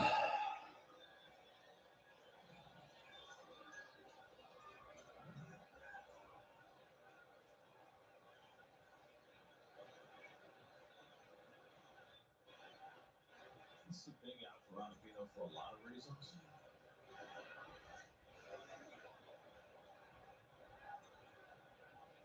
Not the least of which is if he can get hits, he has a chance of never facing Judge again. Because he would be doing fourth in the ninth if Hicks makes the last out in the eighth. Good fastball up in the zone. The hits there by Ottavino. He's got a lot of use as well in his 2 innings of work here, inning and 2/3 from that changeup versus lefties. This will be his season high 29th pitch. And he gets the slider down. Oh boy. Squeeze! And the strike zone gets smaller and smaller by the pitch.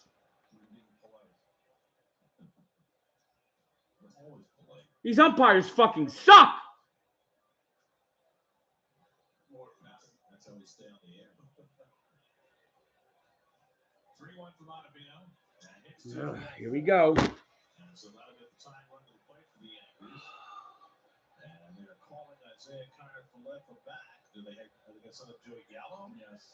They got to try to get someone hit for the downs. Take one big swing. Gallo, of course, with great power, but has had a miserable year. This is why the Mets need a fucking left-handed reliever. This right here is why the Mets need a left-handed fucking reliever. 2-run homer, Joey Gallo. You just know it's going to happen. You just fucking know it's going to happen. Because that's how this fucking thing always works. It has been a very, very rough season for Joey Gallo, who they acquired last summer. I had a hunch Buck was going to go for a 4-out save. Well, especially with Gallo at the plate, it makes the most sense to bring in Diaz.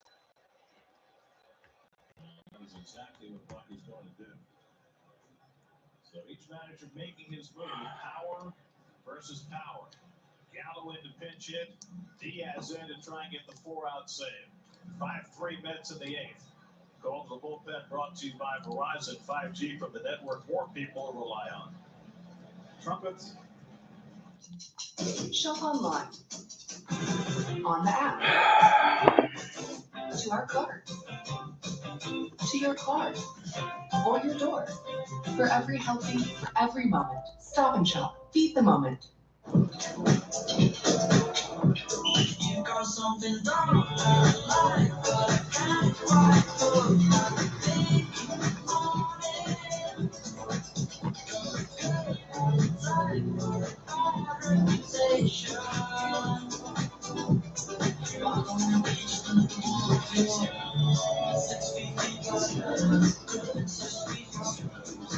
6 feet. Kia. Movement that inspires. I miss Jim. Ever since we started looking for a rewards credit card, he's been on the fence about which one to go with. How's it going, Dan? Can't hear you. Oh, you can't hear me? You know, at NerdWallet, we have side-by-side comparisons of top credit cards. That way you can be sure you're making the smartest decision when it comes to earning rewards on hotels and plane tickets. So you can get off the fence and we can go to Hawaii. I'm coming down. Do you need the ladder? Yes, I need a ladder. Yes. NerdWallet, the smartest decision for all your financial decisions. 100 years ago, a beautiful empire built on black excellence was booming. Black Wall Street. It was a sight to be seen. Until one day, it was all burned to the ground. But fire is no match for the fire within black dreamers everywhere. And so, new Black Wall Streets rise. Cities committed to helping build black businesses through decades. This week, Stop and Shop for great deals. Center cut pork chops or countryside pork ribs are $1.99 per pound with a digital coupon. Blueberry value packs are $2.99 each with a digital coupon. Plus, sign up for Go Rewards to save up to $1.50 per gallon of gas. Stop and This Shop. game is just this game just doesn't feel like it's going right. It just does not feel like it's going right.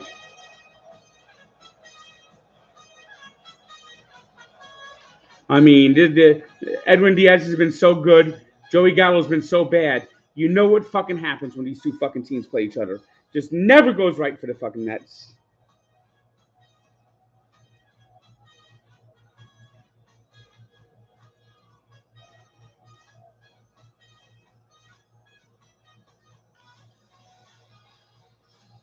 Lester Jackson, Timmy Trumpet sounding even sweeter tonight as Sugar.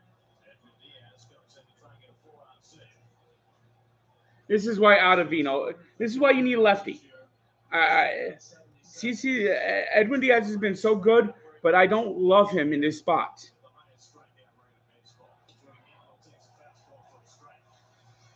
I don't love him in this spot.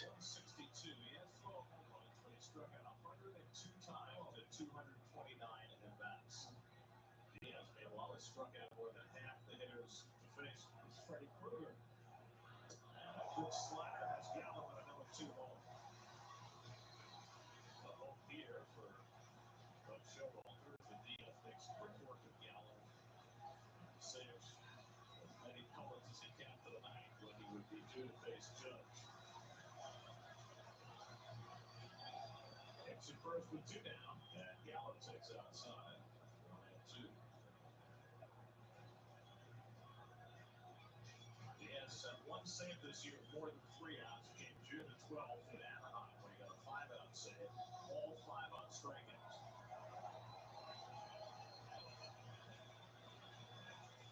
1-2 coming.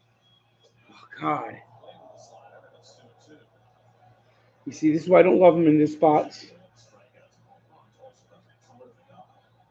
year, he led the American League in walks and strikeouts. No one has left the ballpark. 2-2. Yes. Diaz gets Gallo with a slider, and that puts him into the top of the 8th. 1 down, 3 to go for Edwin Diaz. Gallo down on strikes. That sends us to the bottom of the 8th, and the Mets leading 5-3. The ball game is over. It's amazing what the Mets offense is doing right now. And here the Mets go again. Just super fun to watch. That's part of the art form. It makes the guys comfortable. It's a great collective team effort. We'll take it. Wayne Mazda is the #1 volume Mazda dealership. That's because of the way we treat you. At Wayne Mazda, we have well over 500 vehicles in stock and ready to go. Whether you're buying online at WayneMazda.com or in person, you'll see what it's like to enjoy the fast, easy, and friendly service at Wayne Mazda. And you can't beat oil changes for life. Come see why Wayne Mazda is #1. There's no engine level to Lately, finding the new vehicle of your dreams may feel more like a nightmare. Now with New Jersey's #1 volume Cadillac dealer, Brogan Cadillac. Over the last year, we have gone to great lengths to get our customers new vehicles quickly, while still providing the service we have built our name on. The team at Brogan has you covered with new vehicles arriving daily. Brogan Cadillac, serving the community for over 95 years on Route 46 East and always online at BroganCadillac.com. That's what I want to go get. Pepsi.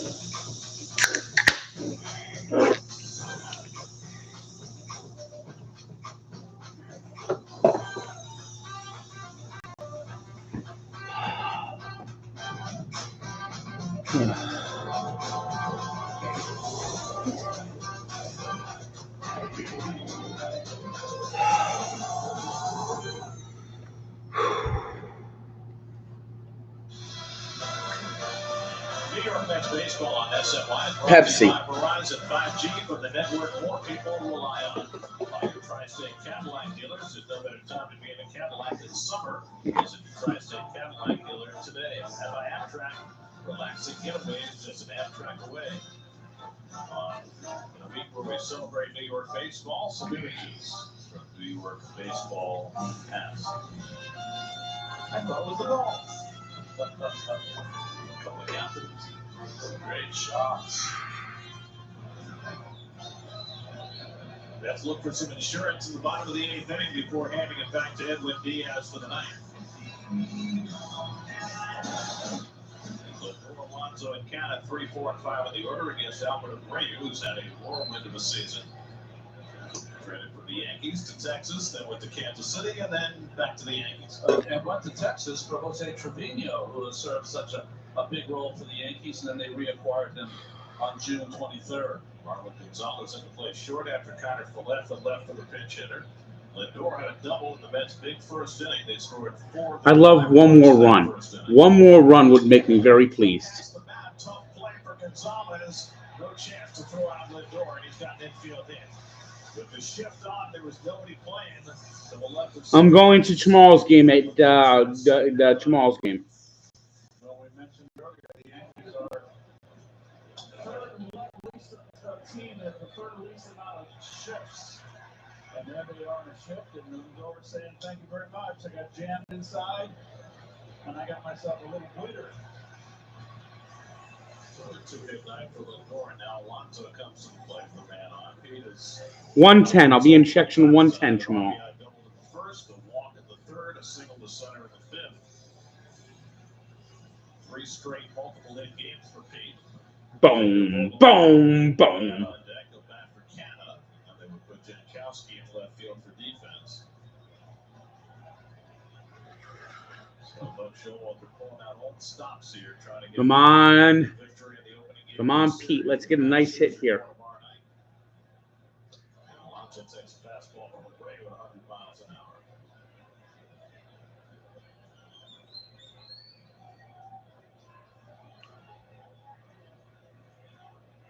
Just so impressed with Pete. I mean, a great rookie year, and he's just getting better and better.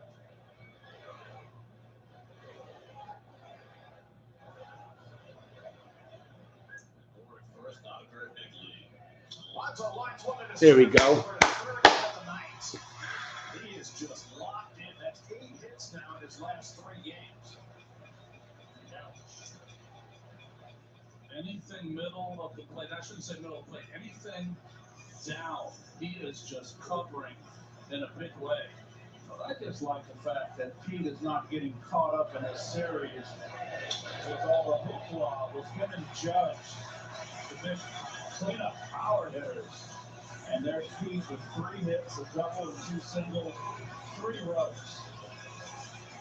So now David Vogelbach, who made his Mets debut on Sunday night, and got their first hit in that game against Joe Musgrove. The pinch hit for Canna. Matt Plankton, the translator, out there to talk to Abreu.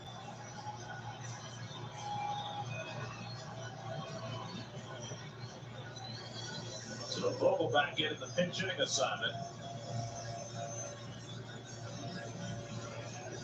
Fired for Colin Holderman last week. Started his career in Seattle. Went to Toronto, Milwaukee. This would be a nice spot for a 3-run homer. And going in to be a left-handed bat. So he asked Buck Showalter today, he'll find at first base. He said, well, definitely say that. In other words, no, he's here to swing the bat, period. He's 3 for 8 as a pinch hitter this year with 2 home runs. Batting here with 2 on and nobody out. And fastball in for a strike, 0-1. Vogelbach, 29 years old. Florida native. Played travel ball with Lindor and Nito. Alonso played against him in those high school years.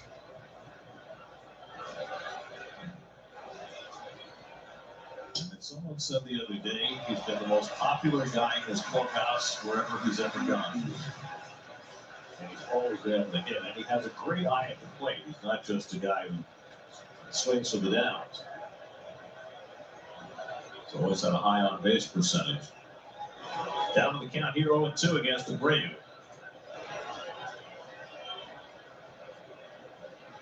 Ah! Check for strike 3. So Abreu. God damn it! Come on, please get another fucking run. A fastball 100 at the letters, a changeup on the outside black on the knees, and 100 again on the outside corner with a little run. Good walk. So 1 out. And now Escobar has put the Mets in front with a 2-run home in the first inning. That kid's a right-hand batter against Jordan Montgomery.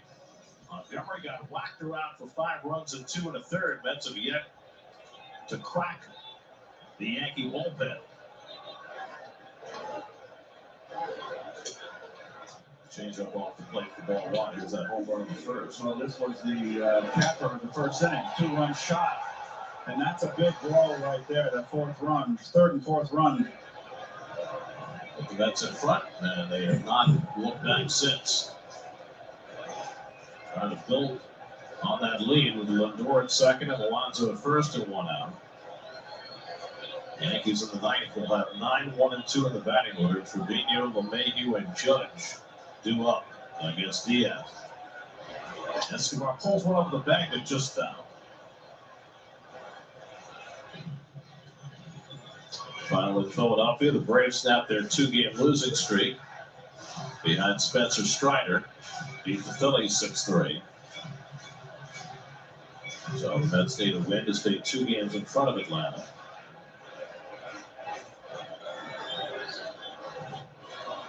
Albert Abreu, the 6th Yankee pitcher of the night.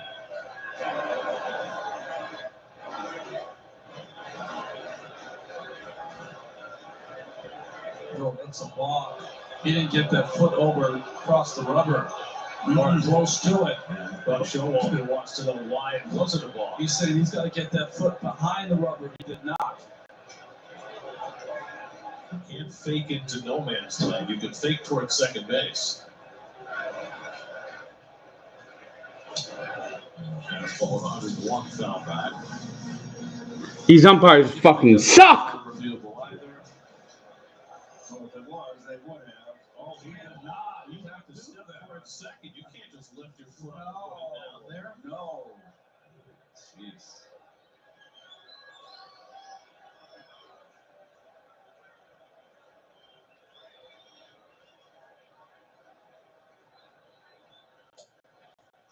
So now Escobar, Jeff McNeil on deck.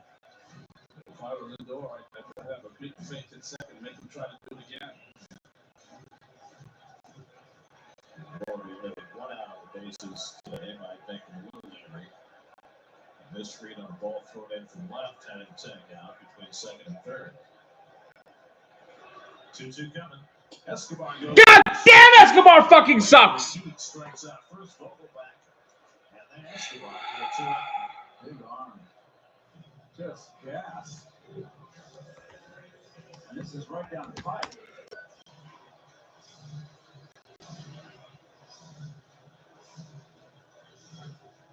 You know, the stroke from the right side is short to the ball, and from the left side, just a little long. He's got more of a Escobar, that is, left-handed. And now here's Jeff McFeeble. John McNeil, 3 fly ball outs tonight. Hitless in his last 19 at-bats. Stop calling. I'm doing a stream. It's delayed game. Don't call it this time. I didn't answer you twice. You just keep ringing. Responding with 2 strikeouts. Diaz cooling his heels. He's got 1 of the 4 outs that he has to get tonight. My God, Jeff McFeeble. I mean, that's the same fucking pitch that was called a fucking ball last inning. So highly rated among catchers and defensive run save, his ability to frame.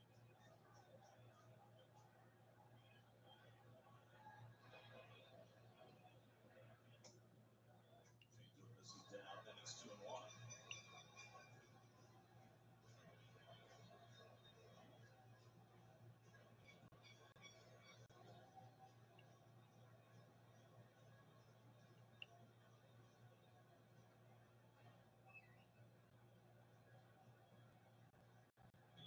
choking up another half an inch against Abreu. And that skips away from Trevino, and that'll move the runners to second and third.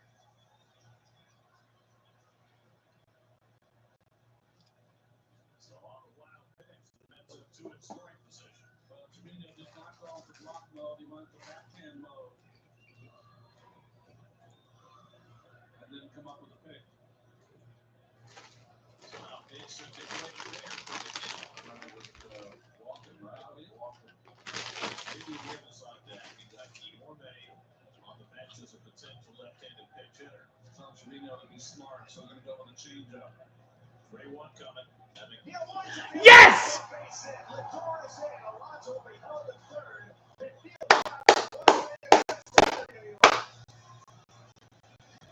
The Mets tack one on the eighth. A big two-out hit from McNeil after the wild pitch. And it's 6-3 Mets. Oh, wow. Baron Boone's going to kick himself for not walking on open base. You got to be an idiot not to walk McNeil there with fucking JD Doofus on deck. Jeff, right down the pipe. I thought they might call 3-1 changeup, Keith. They did not. They went with the fastball. It's a big run. Now Luis Guillorme will back for J.D. Davis in the DH spot. So Brady got 2/3 of the way there, but gave up the base hit to McNeil, who snaps an 0 for 19 stretch with that base hit to give the Mets a little extra breathing room. And now Guillorme will try and add to it. We have Alonso at third and McNeil at first with two out. Guillorme batting for Davis in the DH spot. And he takes a fastball below the knees, ball one. You know, that's another thing, too, Gary. McNeil, deep slump. But good hitters, when they're struggling and they're in that kind of situation, I want to be part of them because they're going to bear down. The runners are out there. Nice at bat by Jeff. 36 to 1 batted in for McNeil. Guillorme slashes one foul. It's 1-1. Guillorme got a big hit of the Mets. 5-1 sixth inning on Sunday night. They drive in a run.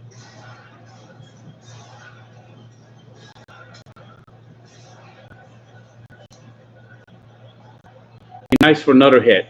Another hit would be very nice.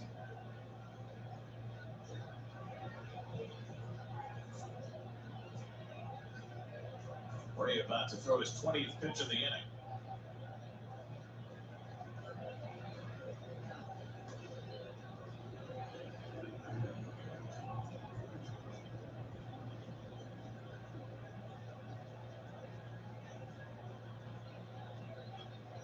And Guillorme takes one low and in with a changeup.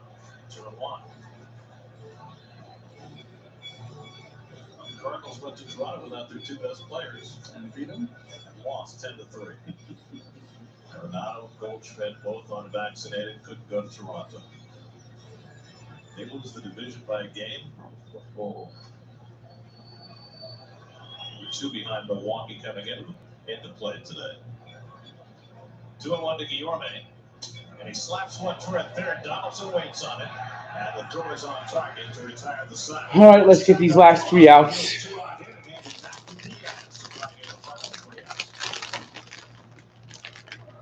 found the perfect home. There's a ton of character. Hey, have you seen my Mets shirt? Thanks. Must be a West Coast thing. Papa! At least Geico makes bundling our home and car insurance. We save a lot. For bundling made easy, go to geico.com. All your pieces are in place. A tranquil lake, a serene sky, an emerald forest, a secret hideout. Thanks for being there, just when I need you most. Always, Toyota SUVs. Get 1.9% APR financing for a full 48 months on the fuel-efficient RAV4 or RAV4 Hybrid. Find yours at Toyota.com. Toyota, let's go places. Just to tell everyone that we just switched to Verizon's new Welcome Unlimited plan for just $30. I've already done everyone. Wait, did you say Verizon for just $30? It's their best unlimited price ever. $30? That's awesome. Yeah, and it's for the most reliable 5G network in America. For $30 a line, I'm switching now. Yeah, it's easy, and you get $960 when you switch the whole family. Wow, I gotta let my buddies know. We're already here. The network you want, the price you love, only from Verizon. Kids should always take the best care of school supplies. So save money shopping back to school on Amazon while they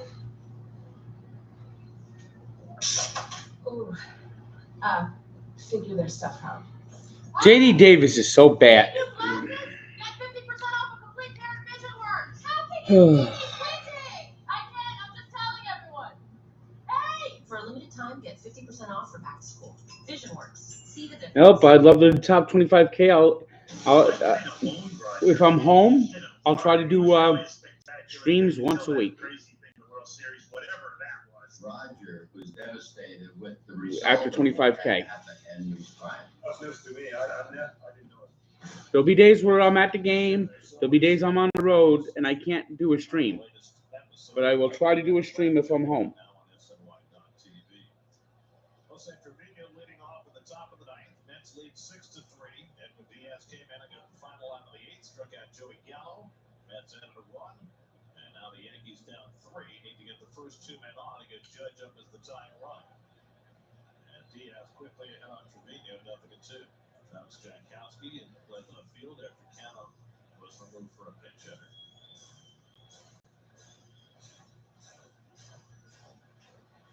Mayhew on deck and then Judge behind him.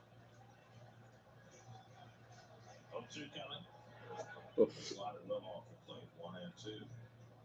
Diaz trying for his second save this year of more than 3 outs and a 5-out save against the Angels in June. Well, 1-2 to Trevino.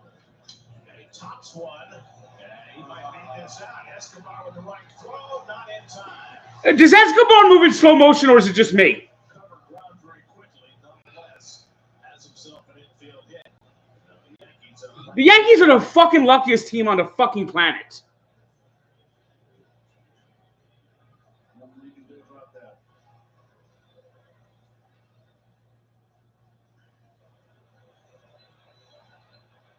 Unfucking believable. So a huge batter here for Diaz with LeMahieu coming. I mean, this will be the game that Diaz blows. This will be the fucking game he blows. This is why you need to get extra bullpen arms. You need Diaz for just the ninth. In the clubhouse. Mayhew's 0 for 4 tonight. Last time up, he had a slow drop ball that McNeil made a terrific charging play on.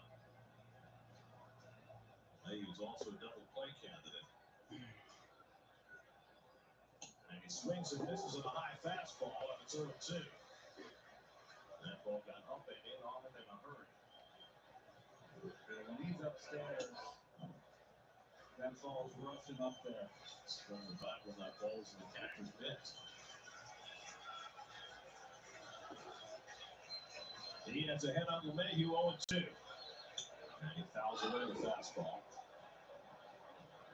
LeMahieu, a two-time batting champion, not an easy out ever. Neither was he.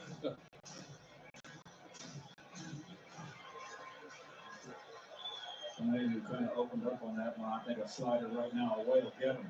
Struck it out. All right, that's one. Away indeed. And there's the first out of the ninth. Second strikeout for Diaz. One away. Boy, pinch your wagon. You're right, Keith. He just got so open to cover the 100 miles an hour that he no longer could cover the outside corner. But perfect pitch. So now Judge, who opened the scoring with a home run in the first, cannot tie it with one swing. He's 2 for 3 to walk tonight. Trevino at first and 1 out. And Judge fouls a high fastball. He had a great cut at that. And you did, but the ball's up. This is mano a mano. He can't beat you. Judge has struck out in his only career at bat against Diaz.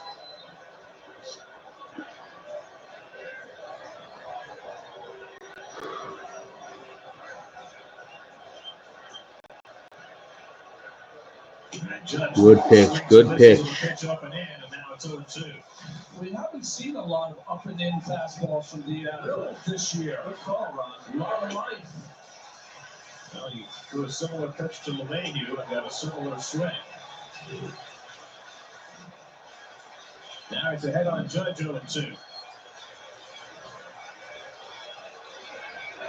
No tapper back to Diaz. To second. What the fuck? And everybody saves. Oh, you gotta be kidding me! Diaz didn't get a good grip and spiked the throw. They're gonna tie the fucking game. They're gonna fucking tie this game. The Yankees are like the Yankees have angels in the outfield every fucking game. I've got to see this again. It's got to be an E1. He lost the grip. Wow. So he didn't spike it. It came out of his hand. There'll be an error on Diaz. I mean, the Yankees are the fucking luckiest goddamn team ever. Didn't have to get that out at second, could have just taken the out at first. Easier set up here. So now Rizzo, tying run at bat. Homer back in the first inning. 2 for 3. And he grounds to a foul on a first pitch slider, 0-1. I mean, the Yankees, the Yankees just getting all the fucking luck ever. That's great. All the fucking time. Trevino at second, Judge at first with 1 out. And Rizzo takes a strike. 2 straight sliders from Diaz, and again he's up in the count 0-2. And a wicked backdoor slider.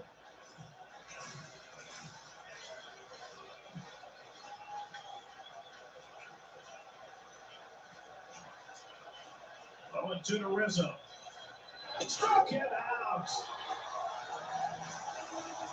All right, one more, please. One more. Again, an up and rising fastball. 3 of them in this inning. Yes, sir. Arm side, rising fastball.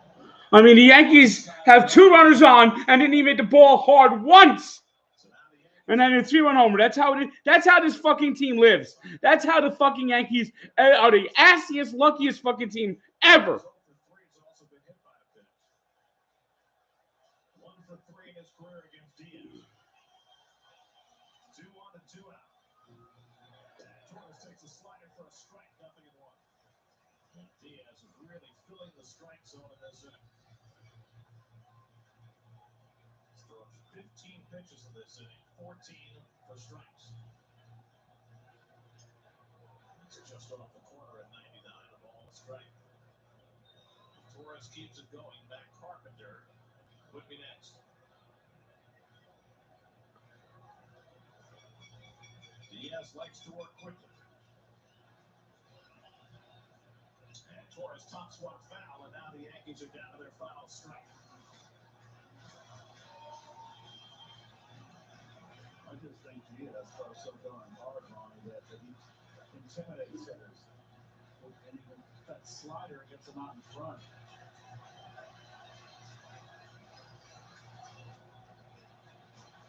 One and 2 to Gleyber Torres. Yes! And the ball game is over. Edwin Diaz with a 4-out save, 4 strikeouts. The Mets with a 4-run first inning, home runs from Marte and Escobar. Woo. Terrific defense. What a game. And the Mets take the There might be another stream next week. Get me over 25,000, and I'll find a day to do it. I don't know what day I'll do it, but I'll find a day next week to do it. See you next week. I'm going to the game tomorrow. I can't stream tomorrow. Huge win.